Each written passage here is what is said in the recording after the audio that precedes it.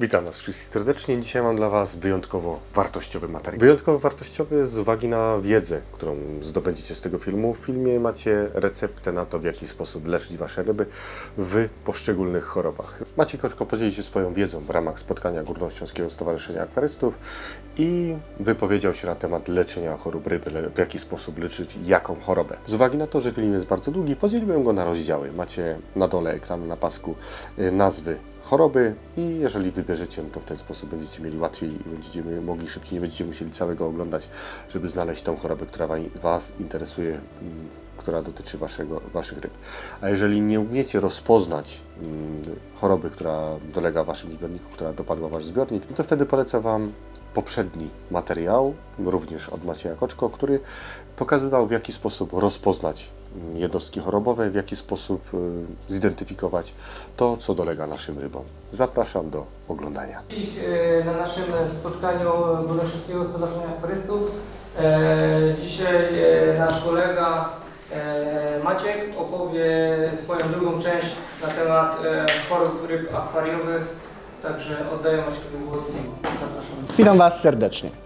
Znamy się jakby chyba wszyscy, to się już nie będę przedstawiał.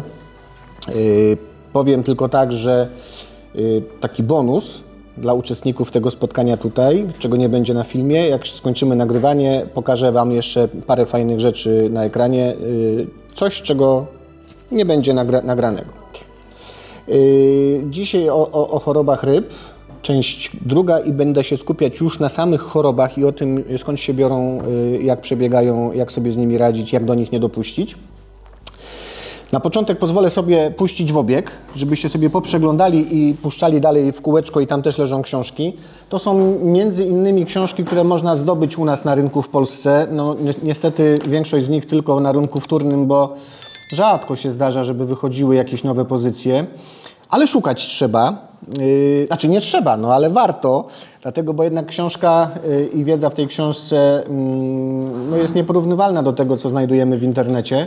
No a my zaczniemy rozmawiać o chorobach. Ja mam tylko taką propozycję jeszcze, bo jak będę o różnych chorobach wspominać, to gdzieś tam między wierszami da się wyczytać pewien wspólny mianownik, który będzie się przewijał przez te choroby i ciekaw jestem, czy gdzieś na koniec będziecie w stanie ten wspólny mianownik wychwycić, jeśli chodzi o te moje gadanie bzdur dzisiaj na temat tych chorób.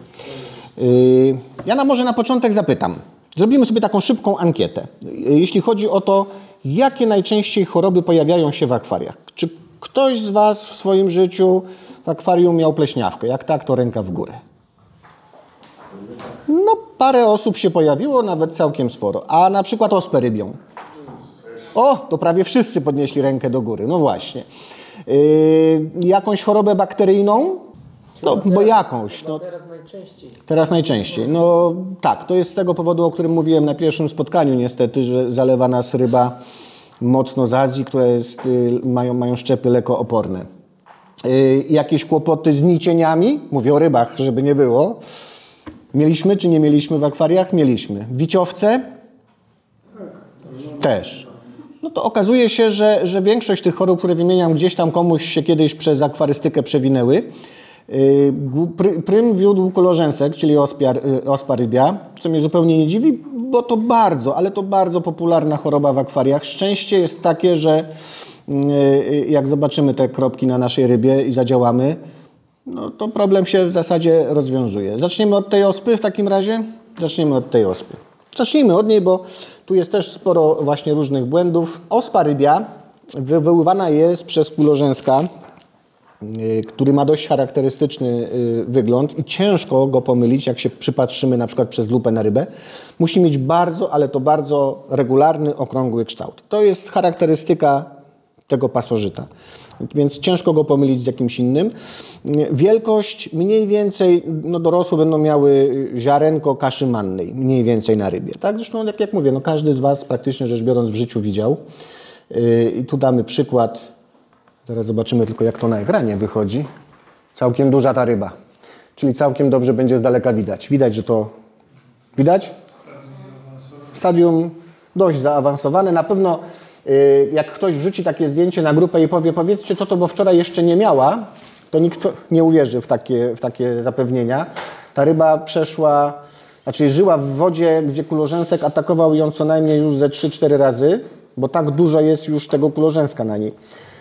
Czemu mówię, że 3-4 razy? No bo cykl życiowy kulorzęska jest taki, że to, co widzimy na rybie, to jest taka postać, którą w zasadzie prawie nie da się jej zabić lekami, bo ona sobie siedzi w takiej skorupce i ma wszystko w nosie. Ale ona się musi rozmnażać. Więc ona tam w środku sobie siedzi i w pewnym momencie, przychodzi taki moment, kiedy ma się rozmnożyć i pojawia się cała masa pływek. Ona się tam dzieli. Pojawiają się pływki w wodzie. To jest taka forma już ekspansyjna tego stworzenia i wtedy możemy zabić te pływki, bo pływki są bardzo wrażliwe na leki. Ale jak nie zabijemy tych pływek, to one sobie osiadają na liściach, na podłożu albo unoszą się w toni wodnej i czekają, reagują na ruch i na cień. Jak się nad nimi pojawi cień, to ona się szybciutko wzbija do góry z takiego liścia i osiada na tym, co ten cień stworzyło, czyli na rybie, bo ta ryba przepływała, zrobiła jej jakiś tam ruch, zrobiła cień. I natychmiast próbuje się zakotwiczyć pod śluzem u tej ryby i zaczyna się przemieniać w to, co będziemy za chwileczkę widzieli z powrotem jako kulorzęska. I tak ten cykl życiowy u kulorzęska trwa, powiedzmy sobie, w nieskończoność, chyba że akwarysta powie, o nie, robimy coś z tym, musimy zatrzymać. Leczenie, a jak wygląda sam kulorzęsek właśnie jeszcze, żebyście sobie zobaczyli. No, co prawda tutaj będzie zdjęcie spod mikroskopu. Bardzo charakterystyczna rzecz u kulorzęska to ten taki rogal. Każda komórka kulorzęska posiada takiego rogala w środku i nie ma możliwości, żeby go pomylić z czymś innym, jak się robi badanie pod mikroskopem. No, taka charakterystyka. Najbardziej skutecznym lekiem, jaki jest na kulorzęska, to zieleń malachitowa. Jak długo trzeba podawać ten lek do wody, to zależy od tego, jaką mamy temperaturę tej wody, bo od tego też zależy, jaka będzie długość cyklu życiowego kulorzęska. I tu dość często na grupach gdzieś tam pojawiają się takie właśnie porady mówiące o tym, jak masz ospę rybią, to podnieś do 30 stopni temperaturę wody i już nic nie musisz robić. I to jest strasznie zła porada, dlatego że w 30 stopniach kulorzęsek nie ginie. W 30 stopniach to on się fantastycznie rozmnaża i zajmuje mu to wtedy bardzo mało czasu, bo on potrzebuje wtedy 26-28 godzin, żeby cały cykl w nim zaszedł. Czyli raz na, powiedzmy już raz na 1,5 dnia z takiego jednego małego kulorzęska pojawia się kilkadziesiąt pływek, które zaraz znajdują żywiciela, osiadają i mamy nagle w ciągu 30 powiedzmy godzin z jednego kulorzęska mamy 20 nowych, bo daliśmy temperaturę 30 stopni. To jest bardzo dobry pomysł, żeby podnieść, jeśli możemy sobie na to pozwolić, bo są gatunki ryb, przy których 30 stopni, czy na przykład przy krewetkach, to już tak nie za bardzo. Ale jeśli możemy sobie pozwolić, żeby podnieść do 30 stopni, podnosimy i dajemy lek do wody. I wtedy bardzo szybko wyleczymy, no bo skoro w 30 stopniach on się musi z tej kuleczki rozmnożyć w te pływki, no stanie się to w ciągu najbliższych powiedzmy 24 godzin, jest lek w wodzie, załatwia pływki, mamy temat z bani. Już się nie musimy martwić. Oczywiście na wszelki wypadek warto podtrzymać ten lek w wodzie jeszcze jedną dobę, żeby się upewnić, że na pewno wszystko się wylęgło, wszystkie pływki zostały zabite. Robimy podmianę wody, filtrujemy sobie wodę przez węgiel aktywny, temat zamknięty. Natomiast im niższa temperatura, tym cykl życiowy jest dłuższy. Na przykład w 25 stopniach potrzebuje już 7 dni na pełen cykl. Więc żeby mieć absolutną pewność, że zabijemy wszystkie pływki, bo pojawią się z każdego tego małego, okrągłego, tej małej, okrągłej kuleczki, to tak naprawdę lek trzeba będzie podawać co najmniej te 8 dni. I to jest ta różnica w długości leczenia kulorzęska. Musimy ilość leku i długość podawania tego leku dostosować do tego, jaką mamy temperaturę w zbiorniku. I jest jeszcze jedna zaleta tego, że wiemy, jak on się rozmnaża i jak jest uzależniony od czasu. Wyobraźmy sobie, ludzie, którzy mieszkają w większych ośrodkach miejskich, mają jakby mniejszy problem. Idą do sklepu, kupują zieleń malachitową, jest. Ale są też akwaryści, którzy mieszkają gdzieś na przykład na wsi i nie ma żadnego sklepu w okolicy, a jest czwartek. I jak zamówią sobie nawet w internecie tą zieleń malachitową, to najwcześniej dostaną ją w poniedziałek. To co zrobić? Nie mamy leku. Obniżmy temperaturę do jakiejś tam minimalnej, które nasze ryby znoszą, bo dzięki temu nie będzie tak szybkiego namnażania się tej ospy rybie, tego kulorzęska.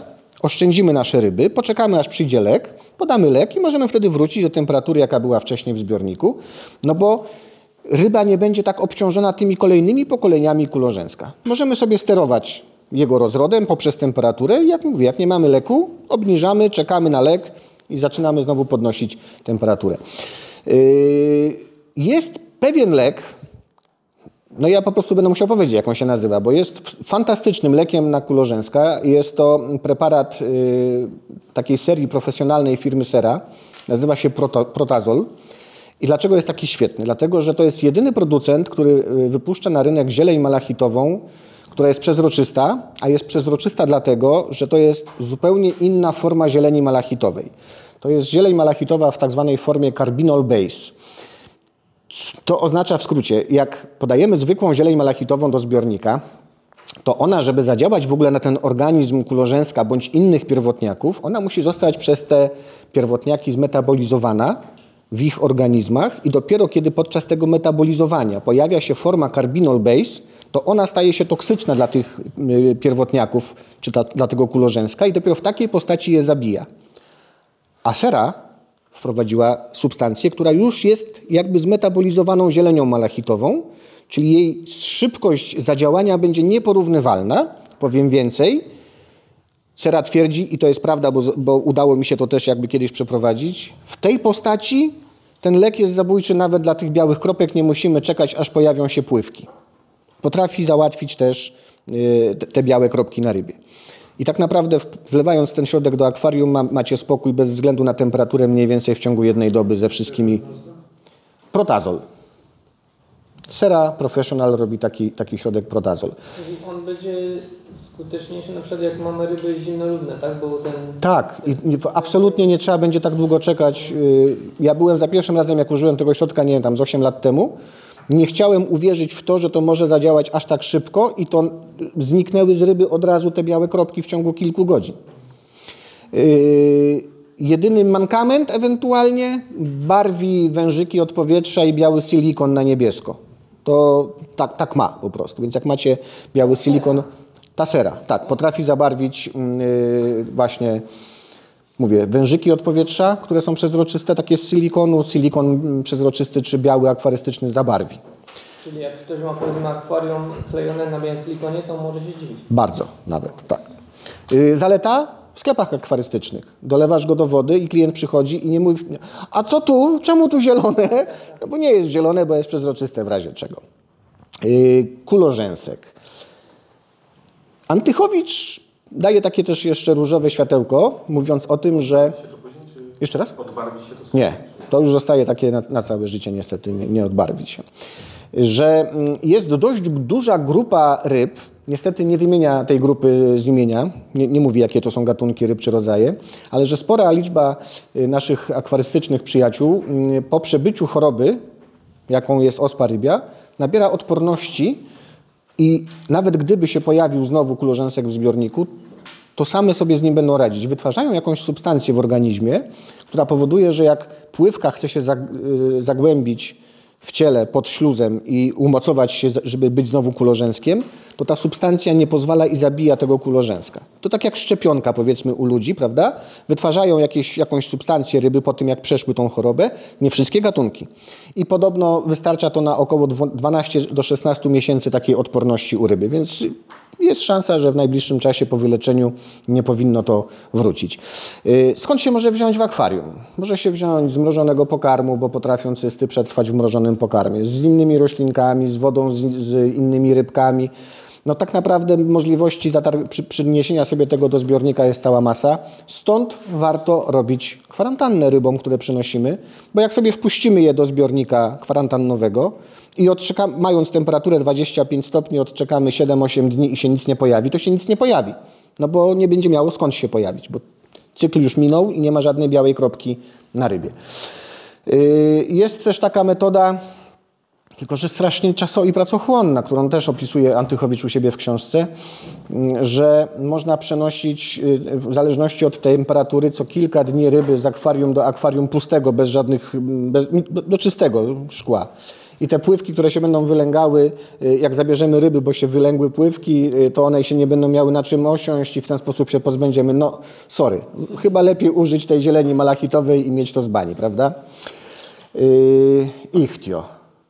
Ichtiophthirius, stąd taka nazwa ichtio tutaj w skrócie pod tym zdjęciem. Czy jakieś pytania dotyczące ospy rybiej ewentualnie? Proszę się absolutnie nie krępować i pytać, gdyby coś, nie? Może jak mi się jeszcze coś potem przypomni, to coś dodam. Lecimy dalej. To tam było w następnej kolejności. Mieliśmy pleśniawkę taką popularną, co? Pleśniawka, no właśnie. Pleśniawka u ryb. Tu zobaczmy wersję hard. Tylko trzeba powiększyć, co? O, przesadziłem. Widać, że jest pleśniawka? No niestety. Obawiam się, że ta ryba, choćbyśmy już bardzo się starali, może nie dać sobie rady po leczeniu. No ale jeżeli doprowadziło się do takiego stanu tą rybę, to znaczy, że się jest marynarzem i się wraca do domu raz na 2 tygodnie i się nie widziało, że coś się dzieje z rybą, albo nie wiem, wrzuca się tylko żarcie do zbiornika i się w ogóle na swoje ryby nie patrzy. Pleśniawka w akwarium jest powodowana przez 2 gatunki grzyba. Znaczy przynajmniej ichtiolodzy wyróżniają te 2 gatunki grzyba, czyli achlia i saprolegnia. Możliwe, że inne grzyby też czasami biorą w tym udział, ale jest to jakiś tam mały procentowo udział w tym, że pojawia się pleśniawka. Skąd się bierze w razie czego pleśniawka u ryby? Gdy ryby są przetrzymywane przez dłuższy czas w zbyt niskiej temperaturze dla danego gatunku. To tak można byłoby porównać, że jak my byśmy siedzieli całymi dniami z nogami w zimnej wodzie w kuble trzymali, to pewnie jakiś katar u nas będzie i to samo jest u ryby. Spada im odporność w takiej niskiej temperaturze, a te grzyby są w każdym akwarium. Na 100% mieliście taką sytuację, że jak rzuciliście za dużo żarcia i poleżało sobie tam, nie wiem, dobę czy 2 doby, to się pojawiała pleśń. Taka jak na tej rybie. Takie włochate, najczęściej jeszcze z kulką na końcu, taką jakby przezroczystą. Było? Nikt się nie chce przyznać. Było, no. Więc te grzyby są w każdym zbiorniku. Oczywiście w jednym będzie ich trochę więcej, w zależności od tego, jaka jest higiena danego zbiornika. Bo jeżeli to nasze żarcie dość często się psuje, bo nie chce nam się sprzątać albo sypiemy od serca, nie robimy podmian, nie czyścimy dna, no to jest na czym się tym grzybom rozwijać, więc będzie ich bardzo dużo. Natomiast tak czy siak, czy jest ich bardzo dużo, czy jest ich ilość umiarkowana, to czy zaatakują rybę, zależy od tego, jaką ta ryba ma odporność. Jeżeli jest w słabej kondycji, bo warunki w zbiorniku są dla niej nieodpowiednie, ma za niską temperaturę, o czym wspomniałem właśnie chociażby, bądź związki azotu są na zbyt wysokich poziomach i ona wtedy też nie jest w pełni sprawna i nie ma odpowiedniej odporności. I na przykład mamy jakąś parę skalarów albo w ogóle jakieś tam skalary, to przykład jest. I one między sobą toczą walki o samice, między sobą samce, potrafią się zranić. To jest idealne miejsce, takie zranienie, gdzie ryba odsłania się, bo już nie ma na przykład śluzu w tym miejscu, żeby zaatakowała pleśniawka. No i ona atakuje, no bo co ma zrobić, taka jej natura. Jak możemy sobie z pleśniawką poradzić? No stara dobra szkoła, bo pleśniawka, oczywiście podnosimy temperaturę. Tu akurat temperatura rzeczywiście działa. W wyższych temperaturach rzędu 27-28 stopni zahamowany jest wzrost tego grzyba. Dodatek soli, dodatek soli do wody, czyli taka stara szkoła z lat 50., 60. wcale nie była zła, jest całkiem niezła. Tu tylko mnie Antychowicz zaskakuje olbrzymią rozbieżnością co do ilości soli, jaką można byłoby podać rybom, żeby leczyć pleśniawkę. Bo uwaga, od 1 do 10 gramów w kąpieli długotrwałej na 1 litr wody. I tak jak 1, 2 czy 3 gramy to jest spoko ilość. Przy zwykłych rybach, nawet nie wiem, takich delikatnych typu neonki czy kiryski, to nie jest jakaś wielka ilość. Tak 10 gramów to już jest całkiem sporo. Piękniczkowate, czyli wszystkie żyworodne, to się ucieszą nawet. Molinezja to będzie wręcz zachwycona taką ilością soli w akwarium. Ale spora część ryb, szczególnie tych, które pochodzą z wód niezwykle miękkich, kwaśnych i czarnych, jakieś apistogramy na przykład, one już szczęśliwe nie będą. One to tak naprawdę nie będą już szczęśliwe przy tym 1 czy 2 gramach na litr, ale przy 10 mogłoby się to nawet źle skończyć. Ja kiedyś robiłem takie próby, miałem chore zbrojniki i to takie jeszcze, które i tak wymagały uśpienia, bo miały krzywe kręgosłupy, brakowało im jakiejś płetwy. To były takie odpady hodowlane i one się rozchorowały w zbiorniku i podawałem sól. Zbrojniki wytrzymywały bez problemu nawet te 14-15 gramów soli na 1 litr. Nic im nie było. To znaczy, nic im nie było w tamtym czasie, bo gdybym je podtrzymał pewnie przez pół roku, to mogłoby się jednak odbić, nie wiem, na funkcjonowaniu nerek u takiej ryby na przykład, tak? Mogłoby się coś okazać. Natomiast jak mówimy o leczeniu pleśniawki, które solą powinno dać się wyleczyć w ciągu 4, 5, 6 dni, no to przez te 6 dni to nawet taki dziwny zbrojnik jak Ancistrus wytrzymałby sobie spokojnie te 10 gramów polecanych przez pana profesora Antychowicza. Oczywiście nie samą solą można to leczyć. Można to leczyć różnymi preparatami dostępnymi dla akwarystów na rynku. Nie wiem, FMC można leczyć nadmagganianem potasu na przykład w ilości 300-400 mg na 100 litrów wody. Pleśniawka jest dość prostą chorobą, więc aż czasem dziwię się, jak zobaczę taką rybę jak tu na zdjęciu, czy nie wiem, zaraz zobaczymy gdzieś jeszcze jakieś inne zdjęcie, że akwaryście uda się doprowadzić do takiego stanu swoją rybkę, że ma coś takiego na rybie. Pleśniawka pojawia się też w miejscach, które zostały odsłonięte przez bakterie na przykład. Jak mamy jakieś zapalenie skóry u przez bakterie wywołane, czy wrzodzienice, to są to miejsca, gdzie ryba już się nie ma jak chronić za pomocą łusek, śluzu. Jest dostęp do żywego mięcha. No i wtedy też jako wtórne pojawia się jako wtórna choroba pleśniawka. No, trzeba reagować. Jak są naprawdę duże zmiany, można wykonywać tak zwane przymoczki albo pędzelkowanie tych miejsc, które są zakażone tym grzybem. Wykonuje się to na przykład akryflawiną rozcieńczoną z wodą 1:10. Taka typowa w sklepie kupowana. Robimy sobie taki roztwór 1:10 z wodą i tam albo pędzelkiem, albo jakimś wacikiem nanosimy w to miejsce na rybie i można to wykonać 2-3-krotnie każdego dnia. Powinno pomóc. Ważne tylko, żeby nie robić tego w takich, na przykład tu na głowie nie odważyłbym się robić przymoczek, dlatego że ta akryflawina, czy na przykład roztwór nadmanganianu potasu, taki silniejszy, może spłynąć i wpłynąć w skrzela, a to nie jest już wskazane. Natomiast jeśli taka pleśniawka pojawi się gdzieś tam na ciele, przy płetwie ogonowej, to jak najbardziej. To nie ma wtedy tego ryzyka, że możemy popalić rybie skrzela. Natomiast w obrębie głowy unikamy takich rzeczy właśnie dlatego, żeby nie zrobić jej krzywdy, bo możemy chcieć pomóc, a jeszcze bardziej zaszkodzimy w razie czego. Czy co do pleśniawki jakieś pytania? Leczymy w ogólnym, w kwarantannowym. Jak mamy jedną rybę chorą, to nie ma sensu lać specyfików do akwarium ogólnego, bo większość z nich, które będą działały na pleśniawkę, będzie działało też bakteriostatycznie. Nie zabije nam bakterii, ale zadziała na te nasze porządne bakterie z cyklu azotowego bakteriostatycznie, czyli one przez jakiś czas będą takie zastygnięte trochę, nie będą wiedziały, co się dzieje, dostaną jakby baseballem po głowie i przestaną dobrze pracować. A to się może nas odbić czkawką, bo jak przestaną dobrze pracować, to nam troszeczkę zachwieje cyklem azotowym, gdzieś tam wyskoczy nam na chwilę NH3 i się nagle może okazać, że chcieliśmy leczyć pleśniawkę jednej ryby, a teraz mamy kłopot z całą obsadą, bo coś tam się wydarzyło. Więc przy jednej rybie, która na przykład miała jakiś uraz mechaniczny, bo coś się wydarzyło, nawet sami my, akwaryści, możemy ten uraz zrobić. Łapiemy siatką rybę i ta siatka gdzieś tam może zeskrobać trochę śluzu na tej rybie, szczególnie jak to duża ryba i się zaczyna w siatce rzucać, tak? Jakiś duży skalar, czy jakaś, nie wiem, pielęgnica była złapana w siatkę i ona tam się szamocze w tej siatce podczas wyciągania. Nastąpił uraz jakiś i ta jedna ryba, nie dlatego, że w akwarium jest źle, ona po prostu się skaleczyła i grzyb znalazł do niej dostęp, to lepiej ją w kwarantannowym. Nawet to kwarantannowe to może być zwykły kubeł z wodą z akwarium, z wrzuconą kostką napowietrzającą, postawiony w miejscu takim, żeby temperatura nie spadła, albo dokładamy jakąś małą grzałkę z termostatem i tam sobie przez 3-4 dni leczymy tą rybę. Ona nie musi jeść przez te 4 dni, żeby nie spaskudzić tej wody. Ona tam sobie po prostu posiedzi z lekiem, jak zejdzie jej ta pleśniawka, wrzucamy ją z powrotem do akwarium.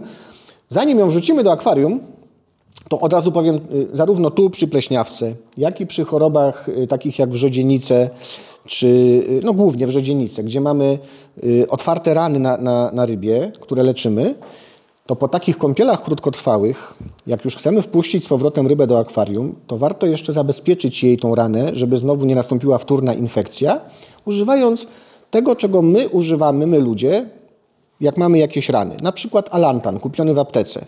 To jest specyfik, który nakładamy na ranę. On jest tłusty i antyseptyczny.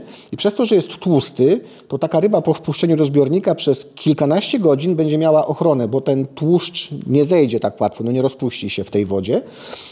Więc warto posmarować, tym bardziej, że on posiada w sobie również właśnie pewne substancje, które są biobójcze i też będzie chronić tą rybę i tą jej otwartą ranę, czy to po pleśniawce, czy to po wrzodzienicy, po bakteriach, przez jakiś czas, żeby jej się tam to tak szybko znowu nie zababrało.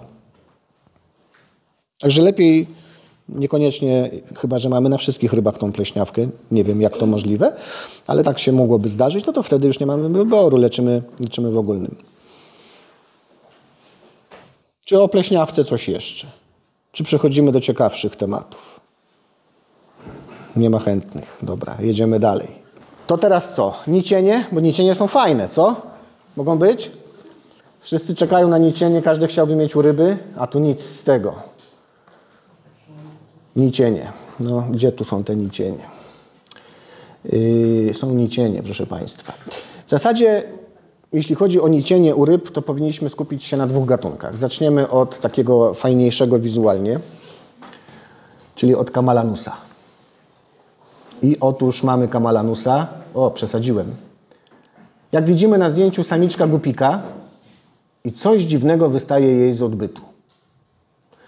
I to nie są płomienie śmierci, to jest Camalanus, czyli taki gatunek, taki rodzaj nicieni, które są nicieniami żyworodnymi, w odróżnieniu od drugiego rodzaju, o którym będę za chwileczkę mówić. Jak widać, dość łatwo je zauważyć.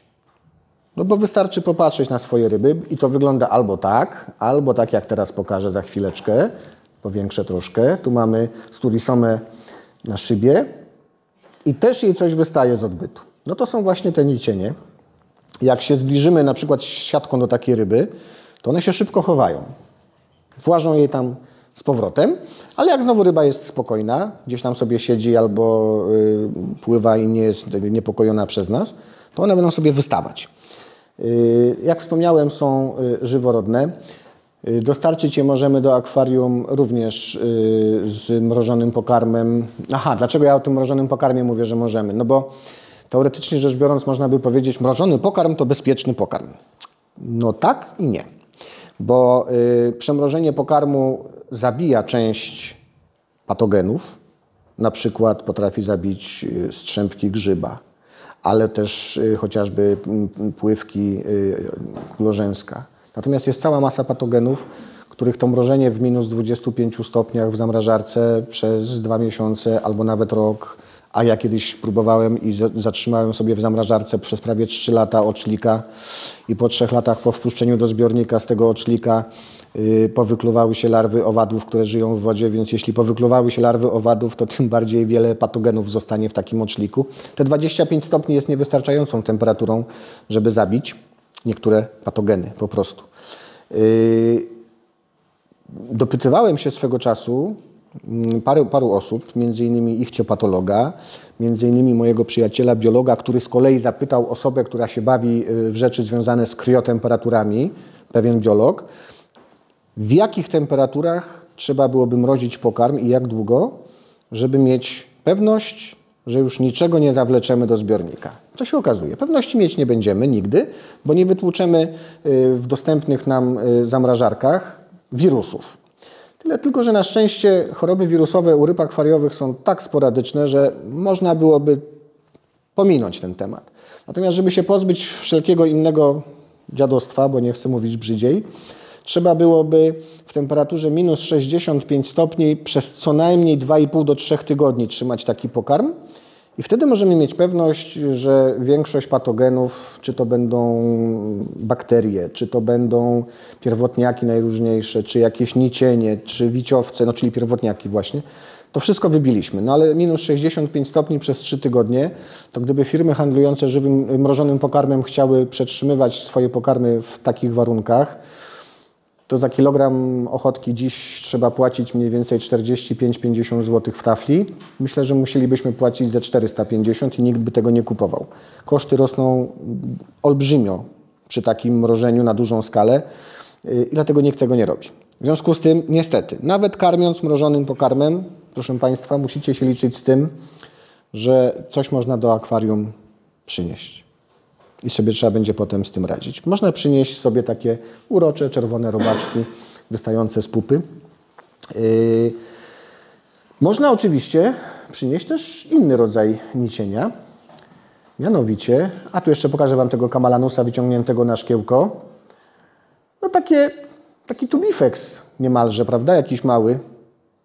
Charakterystyczne czerwone. Można by go pomylić nawet, że tak się wyrażę, z tubifexem.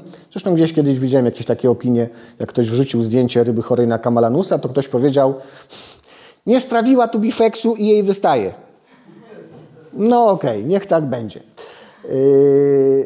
Jest drugi rodzaj nicieni występujących u naszych milusińskich. Postaram się może to jakoś tak powiększyć. O, i jeszcze przesunąć, żeby go było widać. Nie, coś nie tak zrobiłem. A, no w ogóle pokazuje jakieś inne nicienie. Dobry jestem, jeśli chodzi o operowanie tymi rzeczami, nie? No mamy powiększenie spod mikroskopu. Nie jakieś strasznie wielkie, bo to jest nicień kapilaria. Najczęściej u ryb występują 3 gatunki tych nicieni. Różnią się, oprócz tego, że nazwą, różnią się też wielkością. I to dość znacznie. Dlatego, że u najmniejszego z gatunków samce mają maks 1 mm długości, samiczki 2 mm.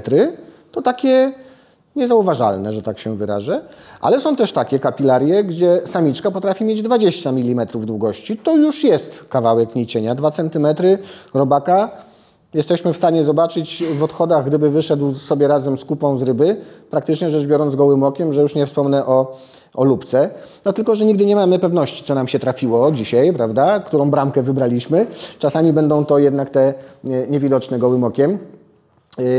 Jak również badając odchody ryby, tylko jak badamy odchody ryby, żeby się dowiedzieć, czy ona ma nicienie na przykład, czy wiciowce, to widzimy, że potrzebujemy to zbadać, dlatego że zarówno przy nicieniach tych, nie mówię o tamtych żyworodnych, co wystają z tyłka, tylko przy tych nicieniach, jak i przy wiciowcach, ryba, jeśli pobiera pokarm, bo na początku, mimo że jest chora, będzie go pobierała, to jej odchody są dość charakterystyczne. To są takie bardzo długie, cienkie, białe, czasem poprzerywane takim bąbelkiem powietrza, ciągnące się za rybą kilometrami, że tak się wyrażę. Jak pamiętacie z lat dziecięcych, jak wyglądają anielskie włosy na choince, taka dekoracja, to tak jakby z tej ryby właśnie takie sobie tam wystawały.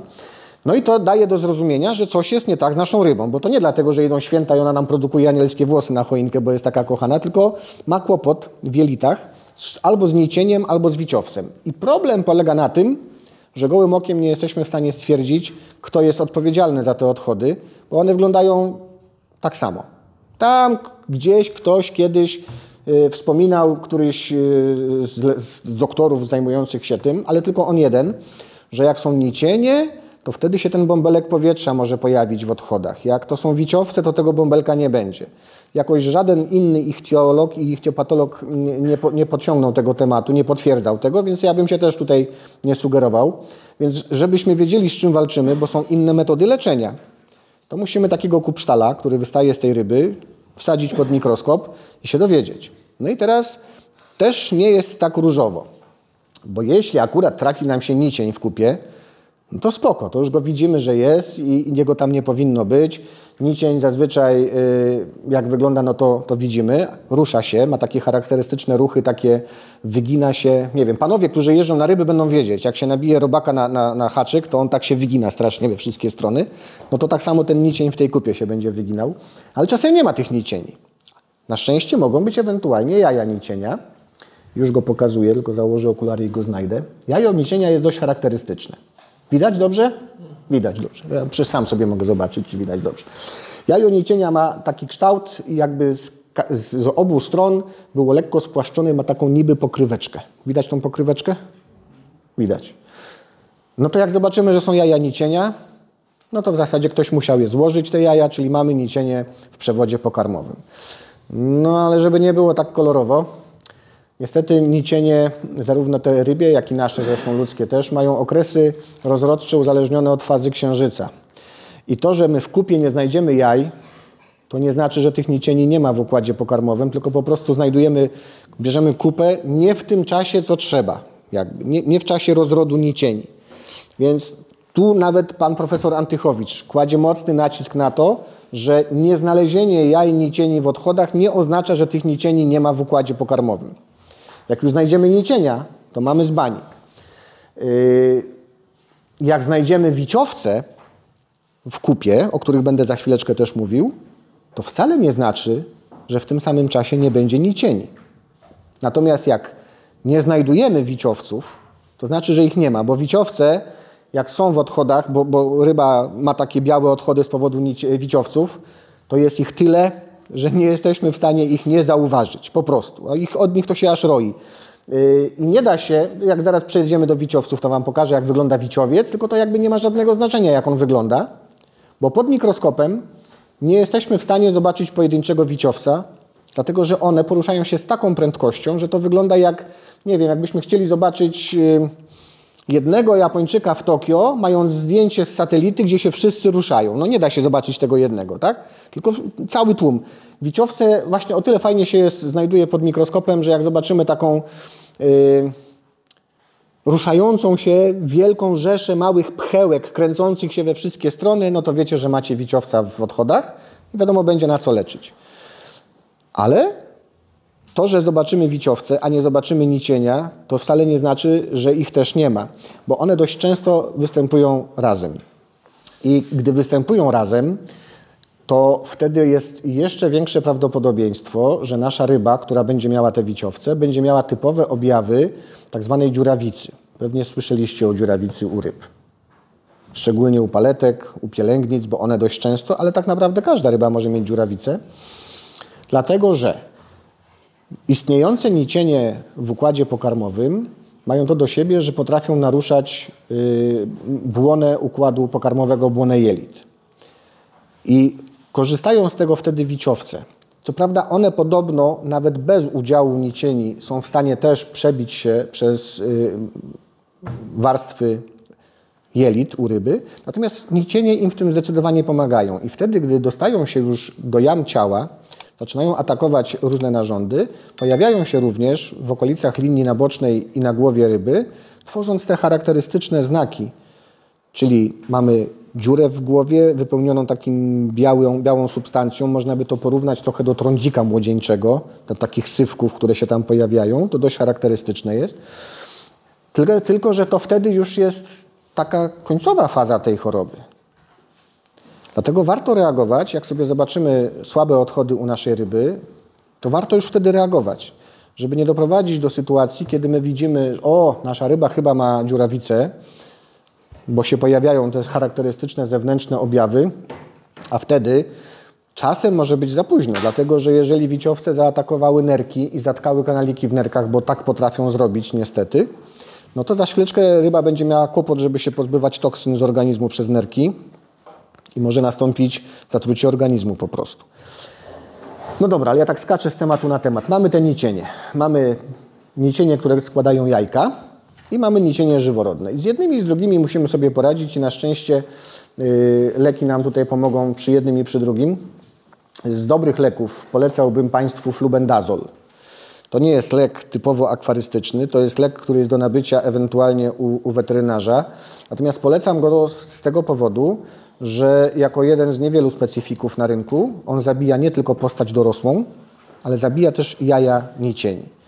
Więc dużo łatwiej będzie nam wyeliminować tego pasożyta z akwarium, w akwarium ogólnym na przykład, no bo jeżeli ryba wydala z siebie odchody z jajami i te jaja będą w zbiorniku i trafi nam się jeszcze na przykład, że karmimy sobie jakimiś tam skorupiakami, jakąś dafnią czy oczlikiem żywym i ten oczlik albo ta dafnia zje sobie to jajo i ryba zje tą dafnię, no to mamy z powrotem zarażenie wtórne i będziemy musieli znowu walczyć. Flubendazol zabija jaja, to jest jedna jego zaleta. Drugą zaletą jest to, że nie musimy się martwić o to, jakie mamy pH wody w zbiorniku, bo on może być podany w dowolnym pH. Innym lekiem, który jest skuteczny na nicienie, jest z kolei lewamizol i ten lek Występuje również na przykład firma Zoolek, robi go, nazywa się ten lek Capisol. Tu łatwo może będzie zapamiętać. Capisol, Levamisol. To taka nazwa dość, końcówka jest identyczna. Tyle tylko, że tego leku nie można stosować w pH w wodzie twardej o pH powyżej 7,6, 7,7, bo się robi toksyczny i nam może zabić ryby. I to robi dość skutecznie i w miarę szybko nawet, powiedziałbym. Kiedyś raz się zagapiłem i dolałem ten lek do zbiornika, w którym były młode ancistrusy. W ciągu 2 godzin wszystkie pływały pod powierzchnią z brzuszkami wielkości piłeczki ping-pongowej. Nie były w stanie się już zanurzyć i nastąpiła śmierć tych rybek, niestety. Już nigdy więcej tego błędu nie popełniłem, natomiast bardzo dobry lek, fajnie działający, tylko trzeba zwracać uwagę na pH, żeby go nie użyć zbyt wysokim. Można próbować również nicieni pozbyć się lekiem takim, w którym środkiem czynnym jest prazykwantel. I tu również w sukurs przychodzi nam ewentualnie firma Zoolek, bo robi lek o nazwie Capiforte. I tylko, że dobry lek, fajny, o szerokim spektrum działania ten prazykwantel, bo będzie można go również używać na przywry skórne czy skrzelowe. Trzeba tylko dokładnie przeczytać, co napisał producent, bo to ma znaczenie. I to nie chodzi, że to producent, to Zoolek se taki zrobił lek, że jest do niczego, bo czy to zrobi Sera, ona ma ten lek pod nazwą, chyba już nie produkuje, ale był kiedyś Tramazol. Tam też był prazykwantel w takich samych zresztą stężeniach jak w Capiforte Zooleka. Tam jest tak napisane, że po podaniu leku, jeżeli w ciągu 2 godzin dojdzie do solidnego zmętnienia wody w akwarium, bo tak się może zdarzyć, nie musi, ale może, to trzeba zrobić minimum 80% podmiany wody w zbiorniku, dobrze ją natleniać i jeszcze filtrować przez węgiel aktywny. To może stanowić problem dla kogoś, jak na przykład ma akwarium 500 litrów i nagle trzeba zrobić 400 litrów podmiany wody, tak, w takim zbiorniku, a nie daj Panie Boże, jeszcze miał miękką wodę, bo trzyma, ja nie wiem, dyskowce w środku. To może być problem, żeby zrobić taką podmianę tych 400 litrów. Ale to trzeba mieć na uwadze, stosując Capiforte, że tak się może zdarzyć. Ktoś może powiedzieć, dobra, no trudno, będę miał mętną wodę. No nie, bo jak się nie podmieni tej wody, jak ona się robi mętna, to trzeba będzie zrobić restart zbiornika, gdyż wszystko w tym akwarium, rośliny, piasek, szyby boczne, wszystko co jest w akwarium po kilku godzinach będzie oblepione taką galaretką. Taką galaretką, której za cholerę nie idzie usunąć tak po prostu. Walczyłem kiedyś z tym, bo ciekaw byłem, co się stanie, jak się tego nie zrobi. No to już się dowiedziałem wtedy właśnie, co się stanie. Akwarium było do totalnego restartu. Trzeba było wszystkie ryby dość szybko ewakuować z tego zbiornika. Rośliny nie dało się ich wyczyścić, bo jak próbowałem ściągać z roślin tą galaretkę, to się rośliny niszczyły. Więc nie polecam olania tematu, że a co mi tam, to niech sobie mętnieje ta woda, tylko trzeba naprawdę ją podmienić i filtrować przez węgiel aktywny. Natomiast lek fajny, naprawdę. Nie skazujmy go na banicję tylko dlatego, że trzeba się do niego przyłożyć, bo działa, szczególnie naprawdę dobrze działa przy przywrach skrzelowych i skórnych, o tym jeszcze będę mówił. Czy coś jeszcze, jeśli chodzi o nicienia? Z leków dostępnych na rynku akwarystycznym, no to tak jak powiedziałem, Capisol i Capiforte. U weterynarza ewentualnie ten flubendazol. Lek nazywa się Flimabend, jak chcecie sobie ewentualnie zapisać. Występuje w postaci białej takiej pasty w saszetkach, w torebeczkach. I używa się tej pasty 1 gram na 100 litrów wody pierwszego dnia, powtórka drugiego. I żeby mieć święty spokój i pewność, to po 7-8 dniach można zrobić powtórkę, no bo niby teoretycznie zabija te wszystkie jaja, ale można zrobić jeszcze jedną turę leczenia po tych 7-8 dniach. Czy coś o nicieniach jeszcze? Jakieś inne objawy oprócz odchodów? No jeżeli ktoś nie zauważy tych odchodów, choć nie wiem jak to możliwe, znaczy dobra, powiedzmy, ryba nie chce jeść. Może tak być. Nie je, no to jak nie je, to nie ma odchodów, tak? No to będzie coraz chudsza i coraz chudsza. I właśnie te 2 objawy. Brak chęci jedzenia, zresztą przy wiciowcu też tak może być, że nie będzie chciała jeść. Natomiast przy nicieniu będzie zdecydowanie chudła znacznie szybciej niż przy wiciowcach. Natomiast w początkowej fazie zazwyczaj ryby jedzą i wydalają, więc jak ktoś jest, nazwijmy to, normalnym akwarystą i chociaż raz dziennie spojrzy w ten zbiornik na te 5-10 minut, co tam słychać u rybek, no to zobaczy, że się ciągną za nimi, bo nie sposób tego nie zobaczyć. Słuchajcie, przy takiej większej rybie typu, skalar na przykład, kupa będzie miała 40 cm długości. No to naprawdę, jak on ją zresztą już wypuści z siebie, to ona sobie gdzieś tam będzie w prądzie wody wisiała na roślinach, na jakiejś tam, na grzałce, na wężyku od napowietrzania. Nie sposób tego nie zobaczyć tak naprawdę. Trochę mnie to zawsze dziwi, jak tak gdzieś tam widzę na grupach ludzie wrzucają, co tej rybie jest, pytasz się go o odchody, nie wiem, nie widziałem. No dobra, okej, no. No można jej nie widzieć, jak się nie chce obserwować akwarium. Także takie są objawy. Leczyć koniecznie trzeba, dlatego że nieleczone zarówno nicienie, jak i wiciowce doprowadzą prędzej czy później do śmierci ryby. Szczęście w nieszczęściu jest takie, że nie trzeba podawać tego z pokarmem. Wystarczy do słupa wody, więc jak ryba nie chce przyjmować pokarmu, to i tak sobie poradzimy, bo będzie w słupie wody i też zadziała. Lecimy dalej? Nie chcecie już o wiciowcach i nicieniach, tak? Dobra. Ale teraz wrócimy do wiciowców w takim razie, bo ja tylko o nich napomknąłem. Gdzieś tu mam. Dziurawica.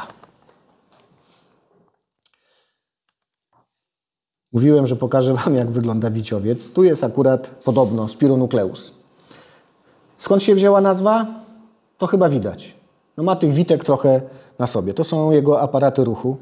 On tam jak kręci tymi witkami w wodzie, to się porusza i naprawdę potrafi to robić jak dobra motorówka na wodzie. Śmiga, że hej.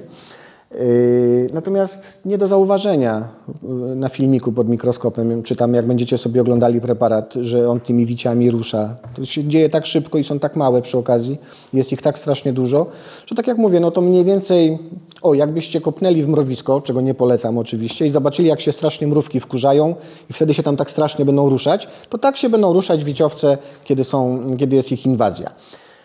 Ale dlaczego mówię o tym, że kiedy jest ich inwazja? Dlatego, że tak naprawdę te wiciowce, teoretycznie rzecz biorąc, występują w każdej rybie w stanie dzikim. Jak sobie byśmy pojechali do Amazonki i wzięli sobie pierwszą lepszą rybę, głównie z pielęgnicowatych, bo łatwiej jest zobaczyć, jakąś paletkę, jakiegoś skalara, jakiegoś uaru, cokolwiek, i sobie otworzymy taką rybę albo wyciągniemy z niej kupsztala i zbadamy pod mikroskopem, to stwierdzimy, że widzimy kilka wiciowców. Kilka. Bo ryba żyjąca w dobrostanie, w naturze, radzi sobie bez problemu z wiciowcem. One tam są nie dlatego, że mają zamiar rozchorować tą rybę i ją zabić. One też są potrzebne. One wspomagają rozdrabnianie treści pokarmowej w końcowym odcinku jelita. Więc wiciowce są w każdej rybie. Byłeś i zapewne widzieliście na pewno u dzikich ryb. I teraz skąd się bierze ten problem? Może się okazać, że jak macie w akwarium ryby, to one mają wiciowca, tylko nigdy tego nie zobaczycie. Nigdy nie będzie białych odchodów, nigdy ryba nie będzie chudnąć, nie zrobi się ciemniejsza, nie będzie miała tych dziur w głowie czy na linii nabocznej. Nigdy się to nie stanie, jeżeli ryba będzie żyła w dobrostanie, jeżeli będzie miała zapewnione zarówno warunki wodne i fizykochemiczne wody dobre, jeśli będzie dostawała odpowiedni pokarm, będzie miała odpowiednią ilość witamin, to ona sobie całe życie będzie z tym wiciowcem żyła. No, absolutnie złym słowem byłoby powiedzenie, że w symbiozie, bo to nie jest symbioza, ale ona sobie będzie z nim żyła i będzie miała go w nosie, że on tam jest, bo ona sobie będzie z nim radziła. I kiedy się pojawia problem? Kiedy ryba na przykład jest w stresie.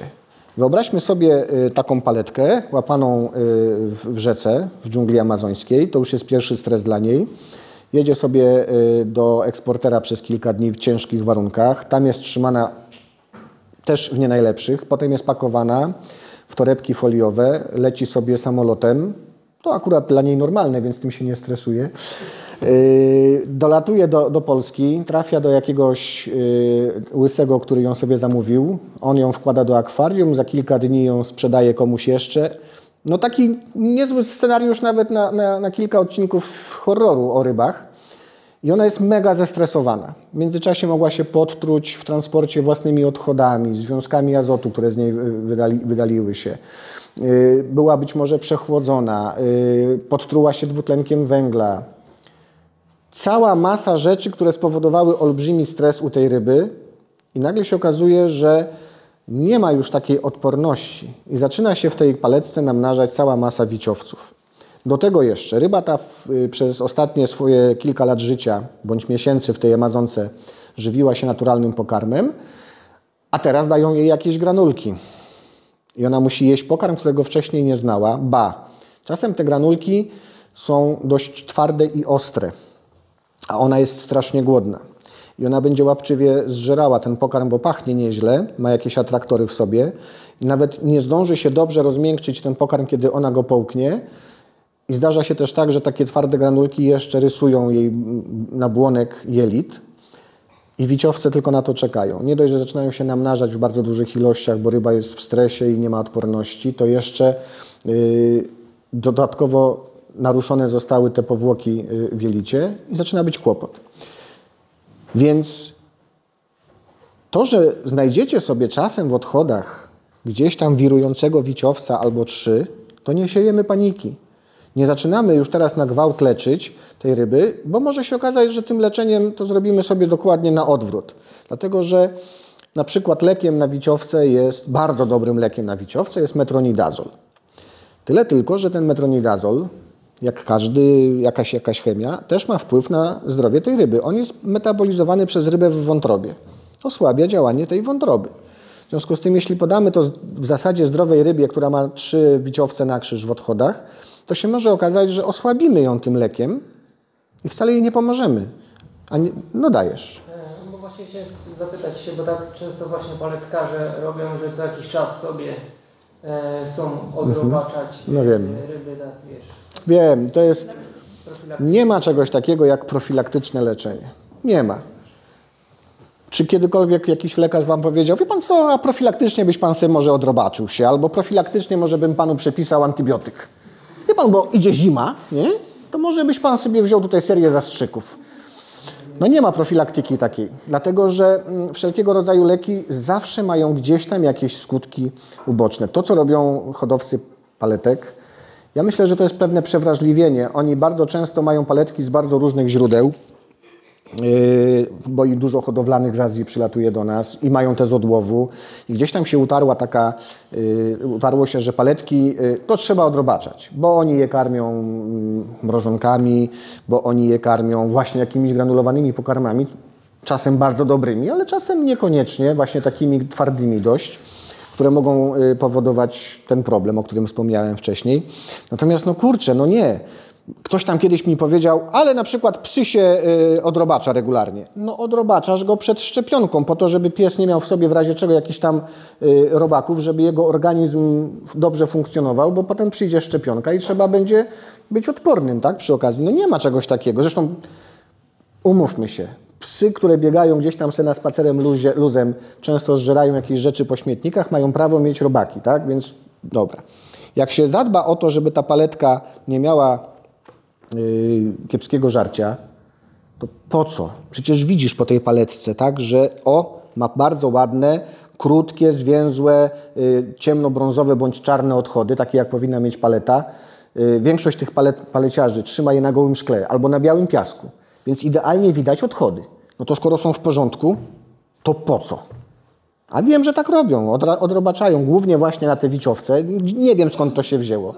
W internecie też idzie taka fama i tam potem tak. to powielają na pałę. No więc właśnie, no niestety i walą ten metronidazol, a to się potem może jeszcze odbić czkawką, bo metronidazol jako świetny lek na wiciowce jest również lekiem przeciwbakteryjnym, głównie na bakterie beztlenowe.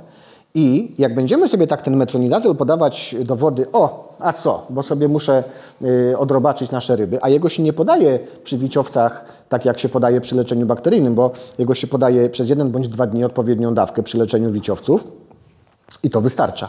I może się nagle okazać, że jakiś szczep bakterii na tej paletce uodpornił się już na ten metronidazol i przyjdzie taki moment, kiedy akurat coś się wydarzy i ten szczep zacznie być agresywny i aktywny.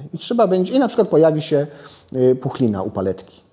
Za to są odpowiedzialne bakterie beztlenowe wewnątrz paletki i można byłoby to leczyć metronidazolem. Już nie będzie można leczyć metronidazolem, bo ktoś sobie wrzucał ten metronidazol raz na kwartał czy raz na 2 miesiące profilaktycznie do wody, żeby pozbyć się wiciowców, których być może nawet nie było. Więc nie leczymy na zaś. Nie leczymy Bo może kiedyś będę miał wiciowce, to ja jednak teraz będę dawać metronidazol. Absolutnie nie. Zresztą to samo tyczy się nicieni. No nie dojemy do zbiornika czy to lewamizolu, czy flubendazolu tylko po to, żeby się na wszelki wypadek ustrzec przed tym. Obserwujemy rybę. Zapewniamy jej dobre warunki w akwarium, karmimy dobrej jakości pokarmami, czy chociażby tymi mrożonkami i obserwujemy. Jak nie ma problemów, no to po co leczyć, tak? No właśnie. Leczenie wiciowca. Jak już wiemy, że mamy wiciowca, bo chociażby zbadaliśmy te odchody i tam się roi od nich, albo nasza ryba wykazała te niestety już te zewnętrzne objawy, czyli widzimy takie białe, nazwijmy to sywki na głowie, bądź na linii nabocznej, no to wiemy, że mamy do czynienia z pewną fazą tej choroby.